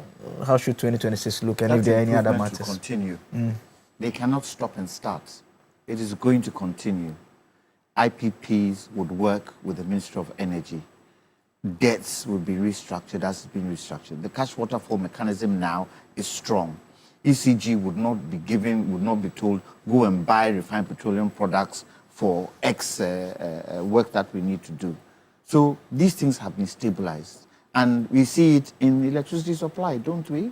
The major challenge is us. We can put everything right. The major challenge is Ghanaians. For us to be able to pay our bills and stop stealing electricity. That's where the major challenge is. Look, government can do as much as they can do if the people are not part and parcel of making sure that they can also do their part, we will be backing behind the wrong tree. So for me, where the energy sector is concerned, I know the energy minister is keen to make sure that power cuts are stopped, Dumso is stopped, and he will do anything to make sure that Ghanaians don't go back to the dark days. Now, Dumso is not only a legacy of President Mahama or President Akufo-Addo, it's a legacy of all presidents in this Fourth Republic. And if we can stop it, what does it do? It helps industrialization. And that is the key. Look, Ebo talked about interest rates. And I asked myself a question when he was talking. Why are interest rates high? What creates interest rates being high? One is inflation. When inflation is high, banks charge more interest to maintain their returns. Is inflation high? No, it's low. Are banks charging to maintain? They probably are, so we should look at that. The second one is risk. And that comes back to us. The risk is what the banks mostly use to justify. The NPLs, it comes back to us. Banks lend to borrowers with higher risk profiles, so they charge more interest. So we have to be able, when businesses go out there into the banks to get money, we've got to be able to pay back. Otherwise, it creates a challenge. Then market forces. Sometimes those market forces are out of our control. Supply and demand for credit influence rates. When demand is high, rates go up. So we should be able to find mechanisms when market forces are pressing on our economy to relieve the people. But those market forces should be such that it's not prolonged. When it gets prolonged, it creates challenges for us. Then central bank rates. If the Bank of Ghana raises its policy rate, commercial banks often follow suit. That is the key bit. How can central bank keep its rates low? What are the mechanisms that help central bank to keep its rates low? For me, so far as I can see, I think the Government Bank of Ghana has done phenomenally well. Yeah, he has. And his whole body language with the people, you can see he's ready to share. And the private sector should take advantage of it. Then operating costs of banks, operational costs can drive up interest rates. So we've got to look at these operational costs and what it is. Yes, banks need to make profit, but not super extra normal profits. But above all this, we have to be able to encourage local businesses. At the present moment in Ghana, a lot of the economy is in the hands of foreigners. Name it. The Malcolms of this world, the what of this world, is all MTN of this world, telecom sector. It's all in the hands of Ghanaians. We are getting to a stage. Yesterday, I saw a new China Mall being opened just opposite Action Chapel. And I asked myself, why China Mall and not Ghana Mall? We've got to now take this, move forward, and help Ghanaian businesses. One thing Ghanaian businesses aren't good at doing is to work together. All these others, they work together. Go to Malcolm, third generation. And they are expanding. Where's Ghana's GNTC? That used to be there. We've got to be able to make sure that local businesses are profitable. And we don't stay as table stop, and we don't stay as kiosk. We stay as manufacturing. I also think that government should quickly arrest capital flights with regards to imports. So the sugar factory, government should quickly go in there. I see they're doing something about poultry. We quickly go in there. Cocoa, quickly go in there. Juices, quickly go in there. Where we start producing it here. Things like nails that we import, quickly go in there. Let's create businesses for Ghanaians. And when the president is traveling, I hope to see this year, when president is traveling to other countries, put party people aside and take businessmen. Take businessmen. Look, recently, and computer, you would tell me, Have we not gone to buy 300 buses from Egypt? True or false? Yeah. We have. Do we not have new plan here? Why aren't we looking at a situation like President Akufo-Addo did when Merkel came here? She came with business people. They started opening and assembling cars in Ghana. Why don't we do that for buses? That affect the public. That then now controls traffic. Once we have assembling of buses here, we can get more buses on our roads. And most importantly, we then move into rail, gradual process. And this is why I say we need a plan. These are type of the things I'm talking about where development plan brings into being. But we have to energize the Ghanaian business. We have to. Once we energize the Ghanaian business, it comes into our hands. Our banks have more money in there. Because the city is strengthening, isn't it? Where is it in the world today? It's one of the strongest currencies, isn't it? Strongest currencies. So for me, it's the Ghanaian business. The AGI, and I'm part of the AGI, we are trying our possible best to make sure that Ghanaian businesses are part and parcel of any good thing that is happening in this country. Because we have to. And we can only do that if we look at the cost of production, as Ebu said. Cost of production is high. What are some things of cost of production? Transportation, fuel, electricity, cost of raw materials, availability of raw materials. All these things have to come in a plan. And it's a gradual process. I'm hoping and I'm sure that by the time President Mahama leaves in 2028, some of these things would have been fomented for the next government to take over and run with. Okay. All right. Thank you very much. If you permit briefly. You see, I think another issue, another mistake we don't expect this government to repeat is the issue of corruption. No, it's not corruption. No. It's stealing. Yeah. Okay, stealing. I think stealing is a better word now. You don't expect stealing to take place. Yeah, of course. Of course. You see, and let me say this: if ORA is going to be successful, it will go beyond what the executive will do. If judiciary doesn't help, if cases are still allowed to run 5, 4, 6 years in court, how many corruption cases can you prosecute in 10 years? So, Chief Justice, please, we beg you, you and your people, within 1 year, 6 months, let's fast adjudication of corruption cases. 6 months, 8 months, we clear the case. It's got to do with evidence. So. Oh, yes. Having credible evidence to take to court to make sure you win. You see, and sometimes gathering that evidence. But you see, but it doesn't make sense. It doesn't to live in a country where people easily steal. But when it comes to recovery or punishment, then it takes years. No, it's evidence. No, I'm saying that. Do you know how they cover their wrongs? No. If the court, let me tell you, if the court want to be serious, 6 months they can prosecute cases. If the court, if you really want to fight corruption and succeed, 6 months you'll be able to finish. It is doable. All right. I mean, then we should all throw our hands in despair and go to sleep. All right. I'm saying that corruption cases, because you look at the number of cases we have in this country. If the cases are going to run even 2-3 years, how many of them can we prosecute in court?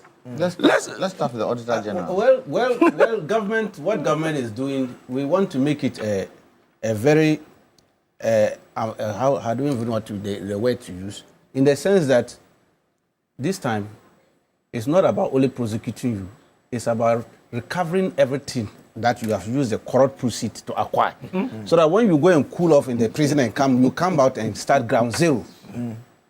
You get what I'm saying? You come back and enjoy anything. You come back. That's what they have been doing. That is why I'm saying that the success of ORA depends more on the judiciary even than the executive. We are keeping our Attorney General is on top of his business. Yes, let's be serious. The Attorney General is on top of his business. And I can assure you, people are going to be busy this year. You see, this year, 2026, we'll be busy, they will be busy for corrupt people. And NAPCO, Mr. President, NAPCO. Remind NAPCO is akin to national service. I'm not the same ghost names. If you go to NAPCO, you find them there. Okay. Please, NAPCO. I'm not sure. NAPCO. I'm not sure whether we have it in our laws, but in the UK, there was a law that double jeopardy. I'm not sure whether they have double jeopardy. Yeah, we have it here. I mean, we have it here. But the UK have been able to do away with double jeopardy, and it has been retrogressive. So if you committed a crime 10, 15 years back, you can be prosecuted. Let's do away with double jeopardy and prosecute people 10 years behind who have done wrong. That is how we can. In our case, unless if we've not been prosecuted, then we can go after you. But if we've prosecuted you and we had the opportunity to prosecute you for the other offense and we don't, that's where But if there's no evidence to show that what you did was wrong, you should go back. Of course, we'll come back. Yes. If we have double jeopardy, we should look at double jeopardy and stop it. That's all time would allow us for the discussion segment this morning. My guest this morning have been Ebo Bachman, Deputy Communications Director, United Party. Kwame Jantwa is a private legal practitioner and member of the Convention People's Party. Sofo Tanko Rashid Computer is the CEO of the Ghana Investment Fund for Electronic Communications. Shadrach says I should especially thank all of you for always staying with us. This morning, don't worry, he's just at the back. For starting the year with us. We know that this period we are all still trying to get out of the festive. Official part to all of you. Look at you. But yes, we are taking a quick break. Stay tuned in right here on Newday. There's a lot more to talk about here. We have sports and we have another big interesting conversation about mental health and other issues we'll discuss here on the show. Stay tuned in.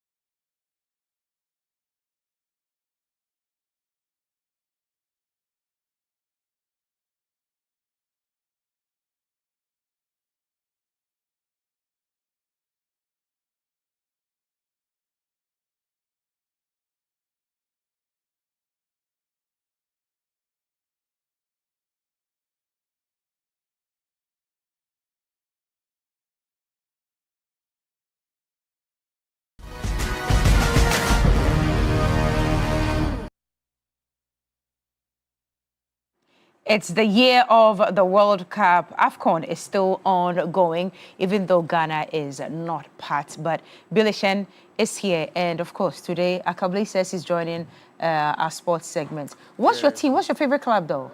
It's mainly Kotoko, but I like Mediama. Mediama, okay. It's Mediama FC. Mediama. I like Mediama, yeah. Is it an Nzima word or something? Yes.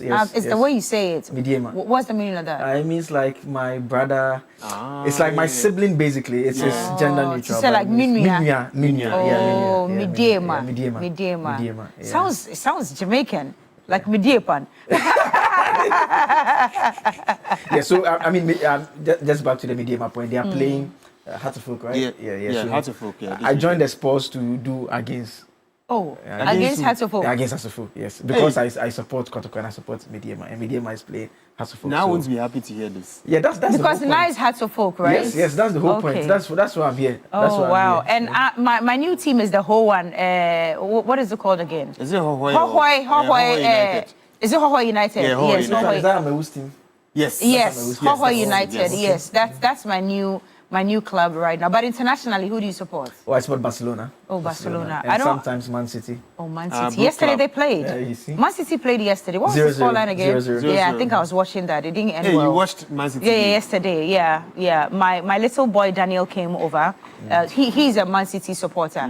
But he says, yes, let me ask you, is it true that Semenyo is joining City? Yes. Oh, Ampa. It's close. It's gone through? It's close. So, from what I've read this morning, documents are being exchanged between the two clubs. And so we expect that by weekend, Saturday, Sunday, could be concluded. Is it a good move for Semenyo?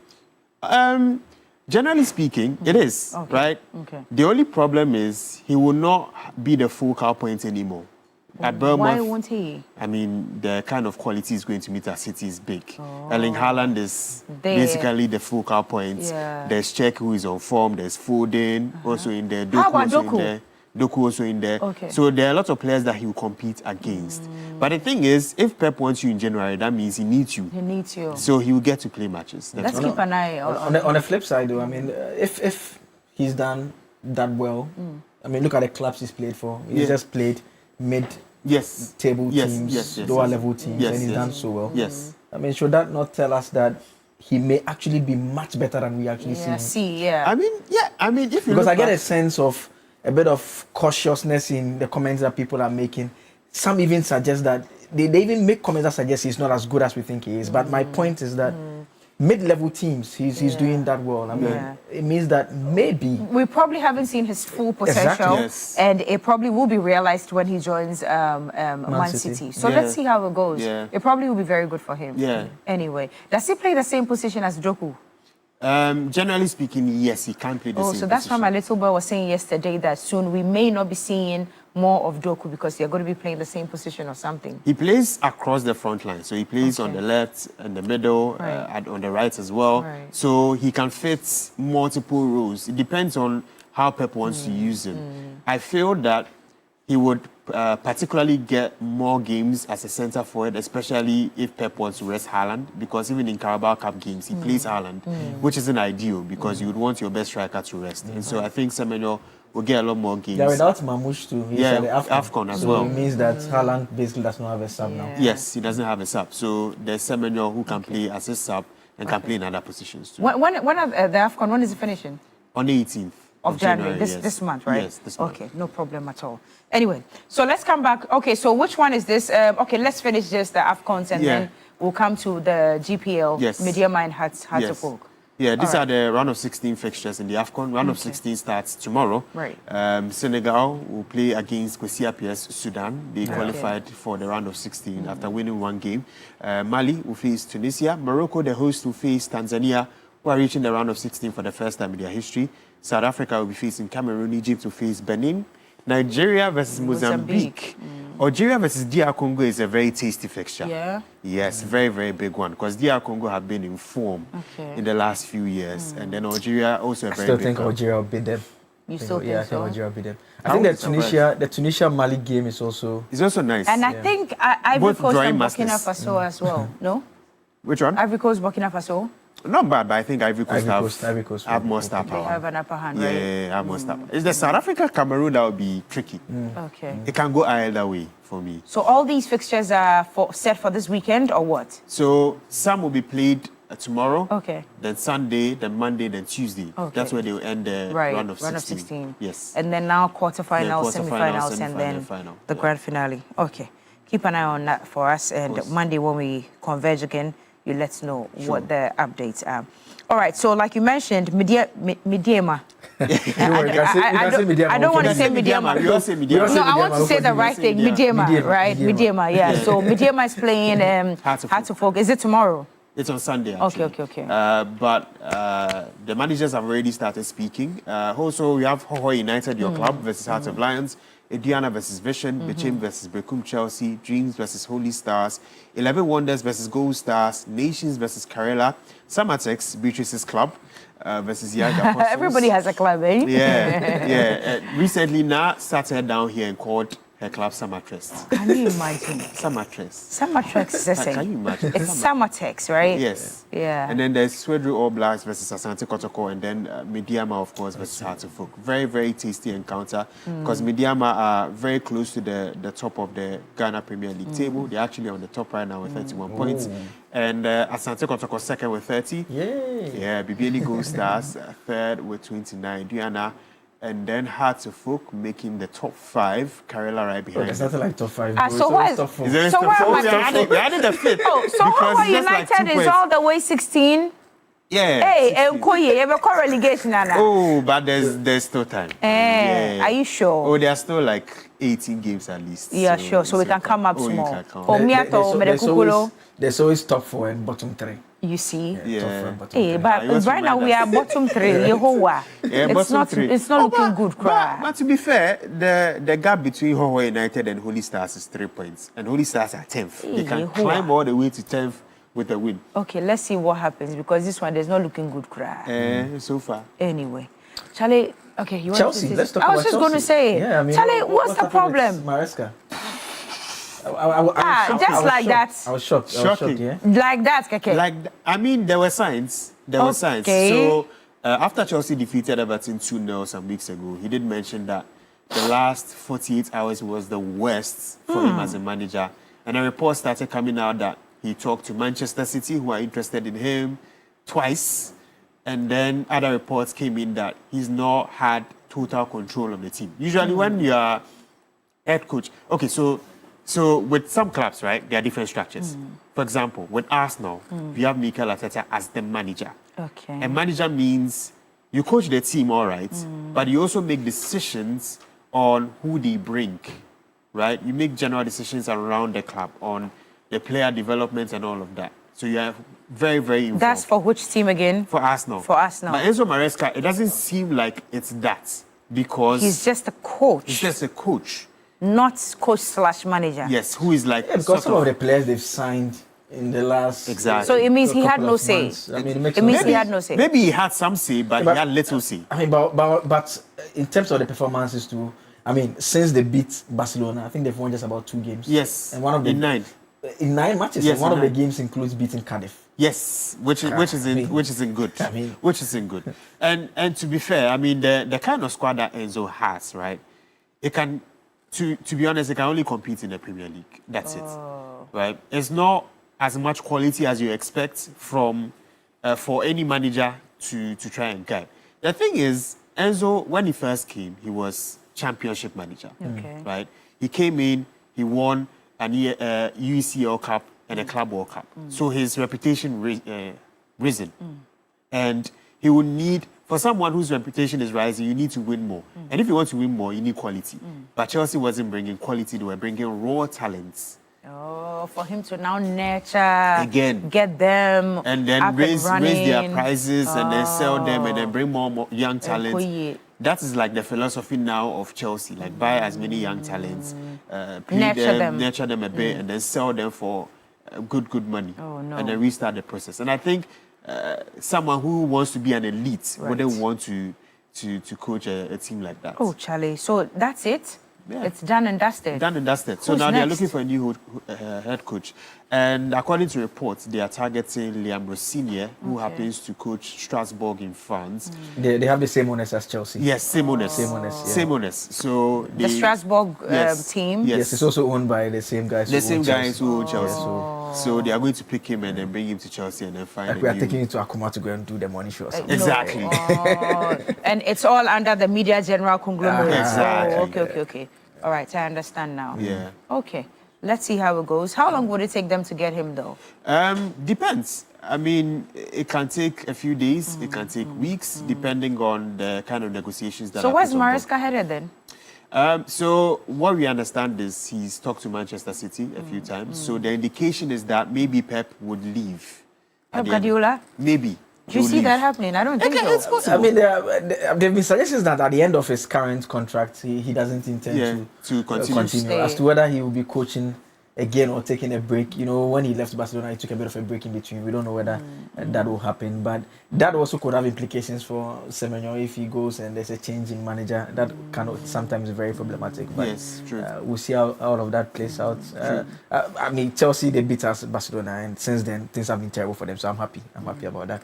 But Man City's draw yesterday means that Arsenal. Yeah, it looks like this could be Arsenal's year. Could be. I mean, it's encouraging. But then again, Sunderland have been a very strong side this season. They've never lost the home game. Yes. Yeah. This season. Wow. And that's this, despite the fact that they've lost about 5-6 players to the AFCON.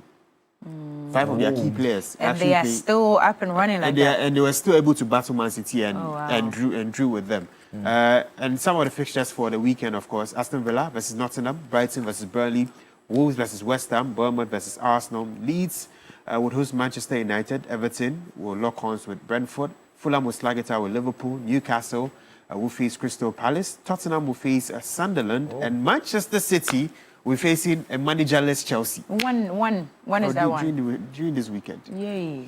Wow. Yeah. Lots of big games this weekend. I like the Newcastle Crystal Palace one as well. Yeah. Crystal Palace, they've been doing very well in the last very good team. A couple of weeks as well. But I hope Manchester City trash Chelsea completely. I also hope that Bournemouth, Semenyo's possibly his last match. Yeah, his last match, yeah. He should get some 3 goals against Arsenal. Just remind us now that let's be serious. Let's be serious. Let's be serious. It will not work. You people want to start throwing blows already? No, it won't work. No problem. I'll be the referee though. Yeah, so be the referee. Yes, It if won't you work, want it to won't start, work. it won't work. For Semenyo, we should send him off properly. Yes. Send I him agree off properly though. with the 3-0 defeats. It's fine. Oh no! You don't send anybody off like that. You send people off on a good note. So good notes. three for him for Bournemouth. Good notes is Arsenal 3, Bournemouth 0. So Semenyo hat-trick. It will work. Yeah. Bournemouth to defeat It will be great. Arsenal. It will work. Bournemouth will defeat Arsenal. This one, Engineer Sama will kill me, but yeah, it's just for Semenyo. It will work. Anyway, thank you, gentlemen. Thank you very much. We take a break. We'll be right back. It's still TV3 Newday.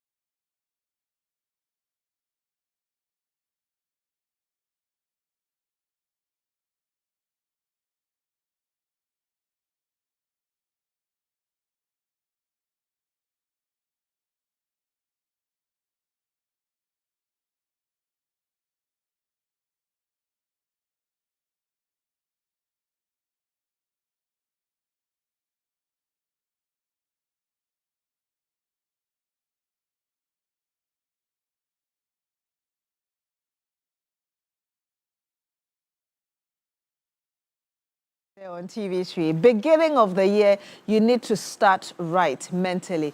People say that, yes, it may be the beginning of a year, but if you don't change, nothing would change, really. So we want to help you have a good start. I'm joined in the studio now by Dr. Albert Sedoahia, right? Sedoahia, yes. Thank you so much. Happy New Year to you, first of all, Doc. And good morning to you. Good morning. Thank you for joining us. Welcome. And Doc Sedoahia is a psychiatrist with the Kolebu Teaching Hospital. Once again, thank you for joining us. So, of course, beginning of the year, how do I begin to declutter my mind, as it were, just so I can really have a fresh start as the beginning of the year? Okay, so it's, I can't see the calendar that makes us have beginning of the year, end of the year, but it's such a life, it's actually a continuum. Yeah. There's not like starting of the year. 31st is the same as, there's 24 hours, you understand? But what a lot of people do is when they begin the year, they try to do what they call the New Year resolutions, and that in itself puts a lot of pressure on them. And the pressure is not necessarily from life, it's about what they compare themselves to. Mostly to the progress of other people, and worst of it all to social media highlights, what they see out there on social media. Most of them are not able to tell reality from what is content. That they won't put their saddest moment on there. Yes, nobody does that. And so the pressure, a lot of people, is because of the comparison with the progress of others. There's no universal time for success. So the best time to start is now. There's no point in living with regrets and not being happy with how far you've come. Whatever you want to do, you start from wherever you are, and then you're able to achieve something. You have to be gentle with yourself. Not everybody gentle with yourself. I love that. Not everybody perhaps might have had a good 2025, and there could be so much pressure. Perhaps some people are in debt, others relationship-wise didn't go well. How do you begin to put those things behind you so you can start the year better? So the past cannot be changed. It's what you can do is to learn from them. All right. So the best way to deal with pressure is to expect it. Life is full of stress. There's no smooth road anywhere, especially in our Ghana roads. There's always potholes somewhere. So expect that there will be some level of stress in maybe at your workplace, in your home, in your relationship, with your finances. The wealthiest people are still looking for money. So there's always asking for more or wanting more. So expect to have some level of stress in your life. So when it comes, you're not too surprised, you're not taken aback. You need to learn to manage your expectations. Know that once there's life, there's risk of death. Once there's marriage, there's risk of divorce. Once there's a good relationship, there's a risk of a bad relationship. Once there's satiety, satisfaction, there's risk of dissatisfaction. Once you have these as things you know are real, when the opposite happens, you're not taken aback too much. You just have to reposition yourself and then know how to go through it. I may hear it, but how? How do I go about it? You don't work alone. Human beings, we are social beings. So you need to have a good support system, friends, family, people you look up to, people you depend on. You need to be able to sit across the table with your mentors. The best, nobody's going to live long enough to have all the experiences in life. So it's best, the wise one is the one who learns from the mistakes of other people, because you don't want to be the one necessarily going through them. So it's okay to interact frequently with your mentors. So they share with you how they are doing it, how they've done it, and help you avoid easily avoidable mistakes in life. So for instance, you talk about friends as well. For those who are disappointed in friends, because a friend is somebody who stays with you both difficult times and in good times. Yes. For those who have had friends desert them during the very difficult moments of their lives, they seem to claw back a little bit just because they don't trust that the people will be there to help them. How do they begin to reorient their minds that not everybody is like that and they can still have the kind of support system they need?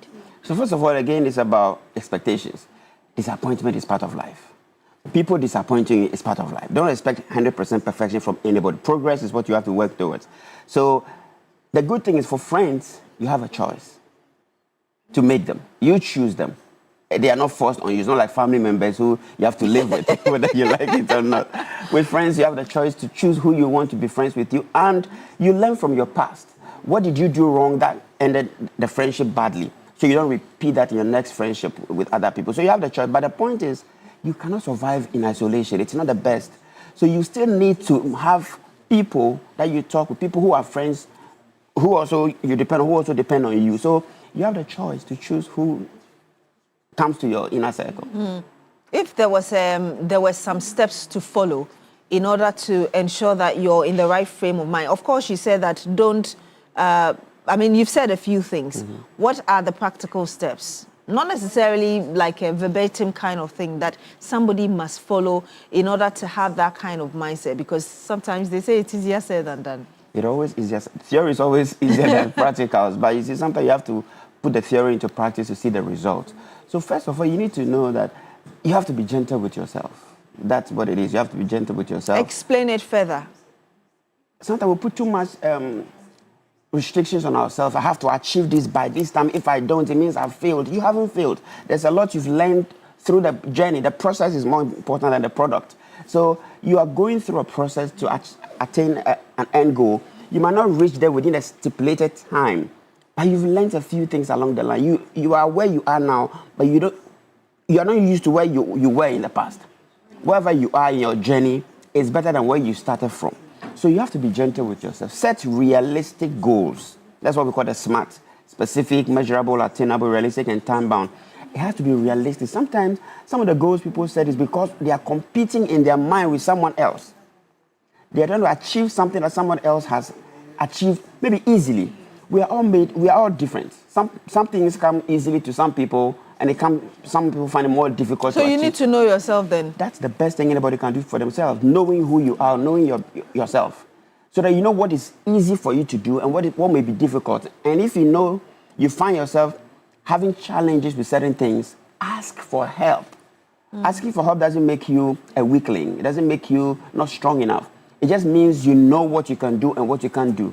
Because what comes easy to you may not come easy to another person. And then you made another interesting point, which is that you may not be where you want to be, but you're not where you used to be, which is a statement that we hear all the time. That requires some sort of introspection, right?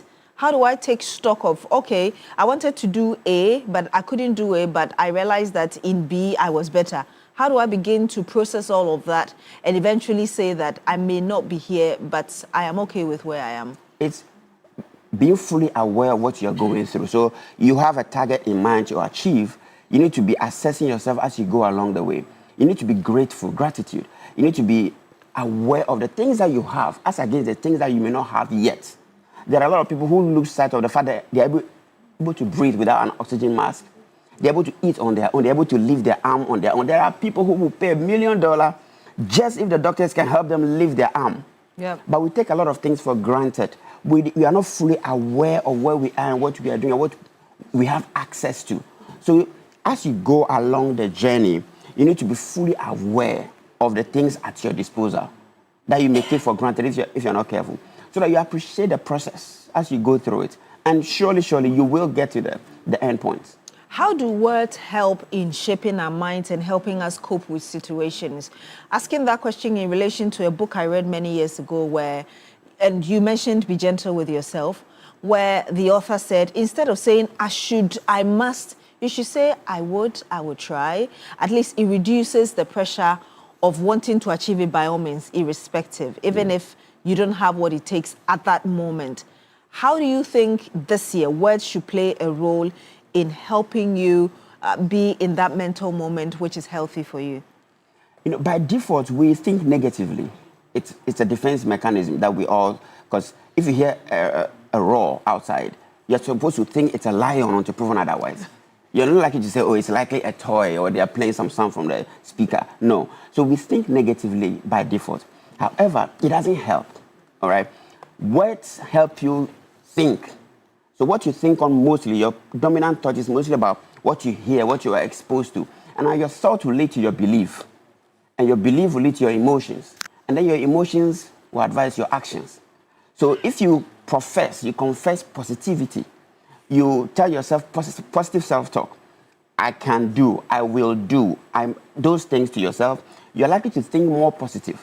feel more positive and most likely to do positive stuff. Okay, so it just reminded me of, for instance, the religious folks who probably would say, I have money, I have money, I have money, and at the end of the day, they also have nothing in their pocket. Yeah, is that not positive? It is, but that's not the end. You don't just confess positivity and expect positivity. You need to do something about it. So the words has to go with actions. Your belief has to go with actions. So that's the both have to work together. And again, in terms of seeking help, yes, how do I, aside from people, because you don't just go to anybody and say that I need help. How do I identify the kind of person I need and the kind of help I even need to help me move forward? Okay, so with that, the first point of call is family. You know, they are the first, mostly they are the first people to notice if there's a change, if you're not being yourself. You are used to be bubbly, you know, all over the place, but now you are gloomy, you are isolating, you're not eating well, you're not taking good care of yourself. So they are the first likely people to notice the change. So they are the first people who are likely going to come to your aid. So if you have any challenges, you can speak with people in your family, because at least you can trust them to some level. If that fails, or in addition to that, you can seek help from professionals, psychiatrists, psychologists, counselors, mentors. These are people that are all over the place. You seek help from them, and you're able to get the necessary help. Sometimes people may have all of these, but they are still stuck in their mental state.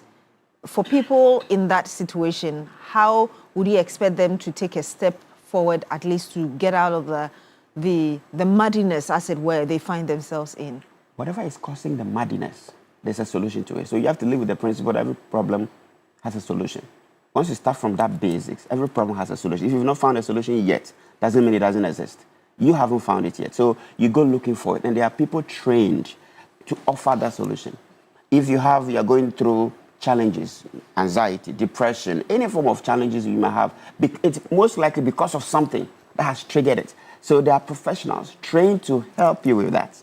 If you are in pain, there are painkillers. If you are going through some challenges, there are ways to solve it. So you go seeking help from those people. The only problem most of the time is you may not be aware that you are having some challenges. Exactly. So it may be on your blind spot. That's why friends and family who are close to you are advised to seek help on and on behalf of you. How easy or difficult is it to identify your own triggers, things that trigger you and, you know, get you into a place you don't want to be? Sometimes after repeated things happening to you, you may be able to notice a pattern that if you go through a heartbreak, this is how you behave. If you're disappointed after a job interview, this is how you behave. If something doesn't go well, this is how you behave, because people might have told you severally. So it's not always easy, but if you trust your friends, that they will not say anything that is not there, that is not real, you just go with what they are saying. If they're telling you need to speak to somebody, then you just listen to them and just do exactly that. And you would hear some doctors also say that it is not always about the people around you, but also changing your lifestyle, living your diet, your sleep, and all of that. To what extent do these contribute? And if you could take them one by one for us? Yeah, all these helps a lot. So apart from your friends and everything, your regular exercise, it's for your immunity, for your emotional stability, your mental health. Regular exercise helps a lot. And then, of course, your diet, what you eat, what you put in there. Weight is about input, output. If you put in more than you lose, definitely you're going to store more, so you're going to put on much more weight. So good diet, regular exercise, good friends, good support system, and of course, make sure you have some money. Make sure you have some money. Okay. In this part of the world, we don't really have a lot of issues when it comes to body shaming, but there are still some people who probably may be trying to lose weight because they have imagined themselves in a particular shape, yes, and those who also want to gain. Yes. When the thing is not coming as quickly as possible, either you want to reduce or you want to gain, how do they get to position the mind so that they are able to know that they are making progress somehow? So the focus is not to wish to attain perfection. You appreciate the progress that you are making. So say you started the year with, say, 100 kilograms, and by June, you are 95.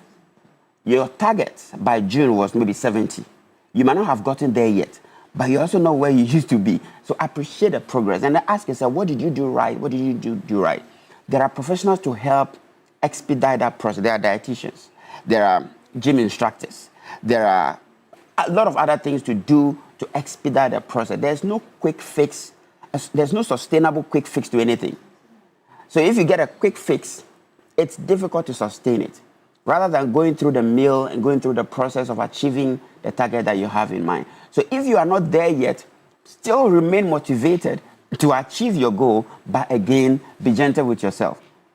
You might just have to tweak a thing or two in whatever process you are going through. When you watch weight loss programs, the reality programs, they are always on the scale. Is it advisable if you're looking forward to losing weight mentally to be checking your weight like every day? I mean, how do I go about it so I'm comfortable, but I also know that what I'm doing is working? So instead of checking your weight, that's anxiety. You're like, anytime you go check, it's 91. Oh, it's never going down. It won't go down miraculously. It will take time.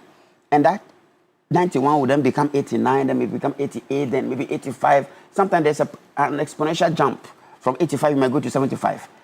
You don't have to always be checking it every day. Maybe do it twice a week and just be recording it and monitor the progress.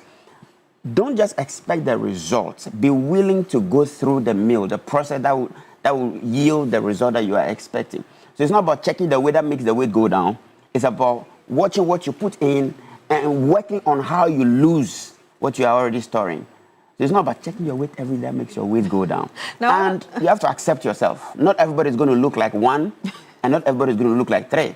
Okay. Everybody is wonderfully and beautifully created by God.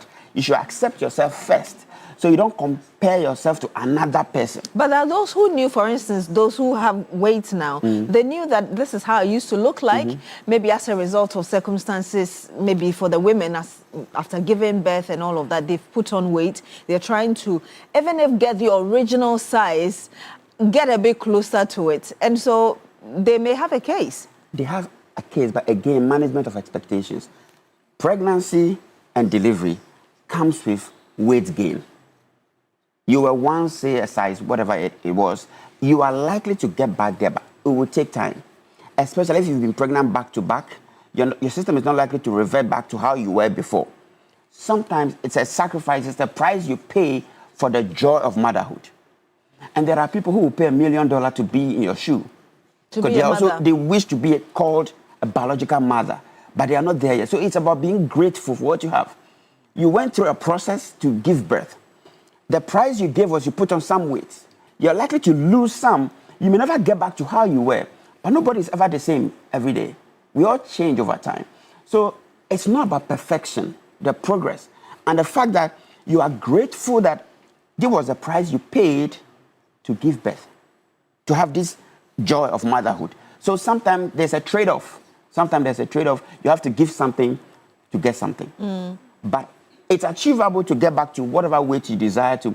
It might just take a little longer. Doesn't mean you will never get there. So enjoying the process of whatever it is you want to achieve is more important than expecting a quick result. So enjoy the process of going to the gym. Enjoy the process of being on diet. Enjoy the process of appreciating the product of the sacrifice you give. There are a lot of women who go through cesarean section, who put on a lot of weight, and there's a lot of change in their body shape and everything. If you consider that there's a woman who will pay $1 million to be called a biological mother, the sort of, being how your weight was will vanish. So it means that you can still appreciate every moment you find yourself in. That's what you're saying, Yes, every moment you enjoy it. You become fully aware of whatever it is that is at your disposal. At that point, your weight may not be as desired, but what is at your disposal at that point? You have a baby, you have a child. You are called a mother, a biological mother. You have a family. There are people who are single, who are not even in a relationship. You are married or you have a child. So there are a lot of things working for you that you should focus on. No one has everything that they want in life. There are always ups and downs. So that again is about expectations. There's always going to be ups and downs. If you expect it, if you are pregnant, once you get pregnant, expect that you're going to put on some weight. So that when it comes, it's not surprising. So you see, if you were not expecting that I was figure so and so, you were not expecting that if I get pregnant, I'll put on weight. Then it comes like, how come? No. You expect that you are likely to put on some weight. And again, your genetics is not the same as another person's. So somebody might give birth and go back to their former shape, you are not that person. That person is not you. We are all different. How we handle things are differ from one person to the other. Indeed. And one of the things which you mentioned earlier, which also puts a lot of pressure on people, is finances. Yes. There are people who are working a lot and are expecting to see at least a certain level of financial stability, and they are still not getting there, and it looks like they will never get there. What do you tell them mentally to handle this? So everything is achievable, but you see, it's about adding value to yourself. Whatever it is you're doing, if you add value, it's not about the hours you spend at the table. It's about the value you bring to the table. So a specialist comes to speak with somebody for 5 minutes and get paid an amount of money that somebody will have to work for the whole month for. The difference is a whole year for. The difference is the value that specialist brings on board, that consultant brings on board, as compared to everybody else. So wherever you are, first of all, aside appreciating what you have, you don't have to necessarily settle. Add value to yourself. Acquire more qualifications, more experience, all that, as you position yourself for greater heights. So appreciate what you have, but add value to yourself, because the moment you add value to yourself, how much you are paid for your hours change. Another area that you mentioned again has to do with relationships. Yes. What do you tell? And you know, I was happy when you mentioned that you're married complaining, somebody is single. Yes. How do you, what word do you have for those who perhaps are single, want to get married, those who are married feel like, I wish I never got married? And whichever stage they find themselves in terms of relationship, what word do you have for them? So life is it's a cocktail. There are good moments, there are bad moments. Those in a relationship, good moment, bad moment. Those who are single, good moment, bad moment. So you appreciate the good and you manage the bad. You understand? If you're in a relationship, if it's going on well, it won't go on well forever if you stop doing what was making it go on well. Do you understand? So it's about expectations management in every aspect of life. Yes. So if you are single and you're looking to go into a relationship, it's work. You have to put in some work. If you're in marriage, you have to put in some work. Social media is what has distorted a lot of perceptions of almost all of us. Everybody, these days, people marry yesterday and they're on TikTok or wherever with couples contents. And they're the happiest in the whole world. There's nothing like that. It's not real. Do you understand? Nobody puts out their sad moment. In our line of work, I get to see people who are smiling to the camera, who are happy looking on camera, but they're in my consulting room sobbing, crying. And I have to keep dishing out the tissue like that. But if you go look at their timeline, they look happier than everybody else on earth. Yeah. But here so what we all need to know is everybody is fighting a silent battle. Yeah. Just yesterday I was with my godfather and he said the same words, that there are people who depend on him. And I was with this man who was kind of dishing out rice and money to people. They keep telling me, oh, we just came to greet you. We all used to do that those days. And they come for money and but he told me, son, a lot of people don't even know I have challenges of my own. Yeah. They have their own perception of what I am supposed to be. They feel I have everything. No. Every individual is fighting a silent battle. Nobody comes telling everybody has it on their forehead what they are going through. We all try to compose ourselves. You know, be in an act mode and all that. Yeah. So everybody's fighting a silent battle. Whatever you are going through, you are not alone. You're not alone. Well, any final word? 30 seconds. Okay, so what I would say is the year has started. There's no universal time for success. Whatever it is you want to achieve, be gentle with yourself, set realistic goals, and enjoy the process till you get there. Be gentle with yourself. You've said it several times, Yes. and I love it. Just, be kind to yourself. Thank you so much, Dr. Most Albert welcome. Sedo here, Yes. a psychiatrist with the Kolebu Teaching Hospital. Thank you for coming in and sharing those thoughts Most with welcome. us. Yes, so hope you got something that would help you start your year right. But at this time, we need to find out who is getting 1,000 cedis home. Today is a Friday. At least it's a good weekend. 1,000 in addition to what you already had. Fantastic. 0241 202 -- 0241 202 -- So if this is your number, congratulations to you. You got 1,000 Ghana cedis after playing. Happy weekend. All right, so let's find out which of you is celebrating your birthday today, the 2nd of January 2026. We want to help you celebrate your day and ensure that at least it's more special for you today. So let's see who is celebrating the birthday today. All right, let's start with Yvonne. Oh, Yvonne Nikwe, TV3 3FM Eastern Regional Correspondent. Fantastic lady. Yvonne, happy birthday to you from all of us, myself, Cookie, Shadrach, Akable, the entire newsroom. Happy birthday to you. We love you.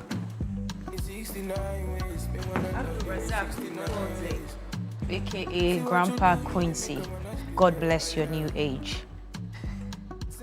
Mariam Adole of Kokomemle. Higher dimension from Nana. Pastor Samuel Kumsin, you have played a major role in my life. That's from, Shadi May from Shadrach. Happy birthday to you, Pastor. Mrs. Joanna Isumen, God bless you. It's from your entire family.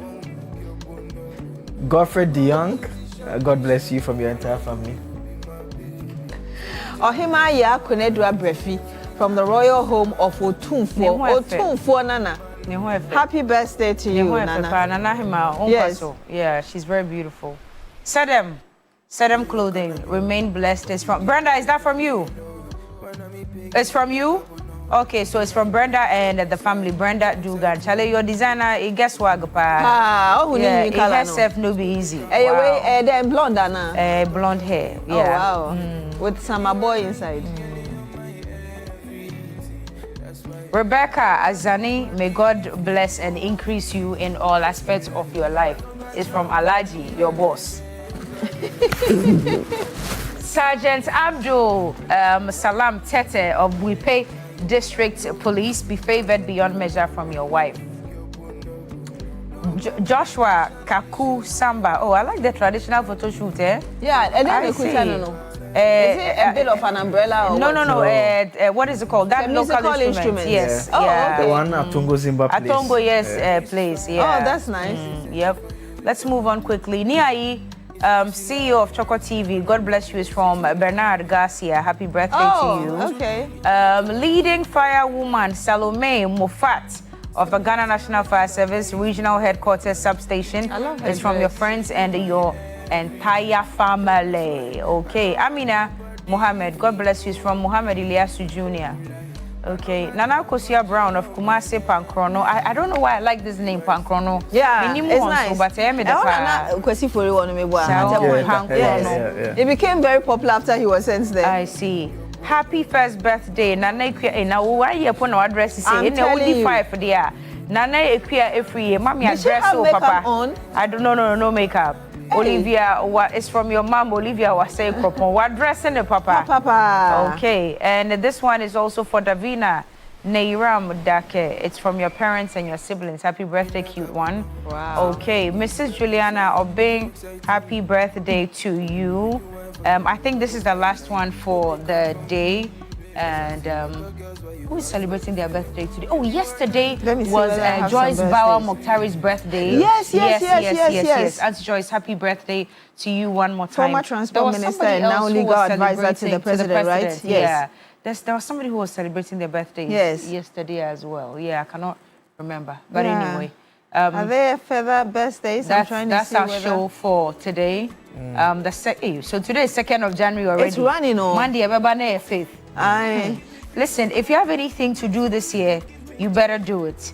If you have people to love, you better love them. Yeah. If you have people to appreciate, you better appreciate them. If you have goals that you need to smash, you better start smashing them. Because, when we're doing the recap and we went into Parliament, during the vetting when it was the chaotic scene. It felt like just 3 days ago. Yeah, it was I felt so the fresh. same. Yeah, yes, it was so fresh on my mind. And then I said, "What? Yes. This happened in January? Yes, it's impossible. In February and then in July. I couldn't believe it. Yeah. By the time you just open your eyes and open it, December will be here again. Yeah. Do what must be done. Period. And no. What can we do? What must be done. And that's our show for today. Yeah. And we are sending goodbye to Daryl. Yeah, Daryl. Yeah. Nobody knows Daryl. You Daryl, see what I said? Daryl, come and stand this way. Come and stand this way. Come. Yeah. Come and stand this way. He's so tall. Yeah. Yes. Yeah. So this is Daryl, our intern who's been in the production room. Daryl, you are an amazing human being. God bless you. And I'm told you're leaving to come back maybe sometime later during the year, September. You surely have to come back. We had a good time with you. Thank you for everything. He's the one who has been using the iPhone. We are using his iPhone right now to shoot what is happening here in studio. Yeah, and he's been using us to build. He's been using us to build his social media. When he does the videos with us, like he gets a lot of hits. So he does a good job. we'll miss you, Daryl. Yeah, all the best. All the best. All the best. See ya. All the best. Thank you. Enjoy the rest of our program, and we'll see you on Monday. Bye bye.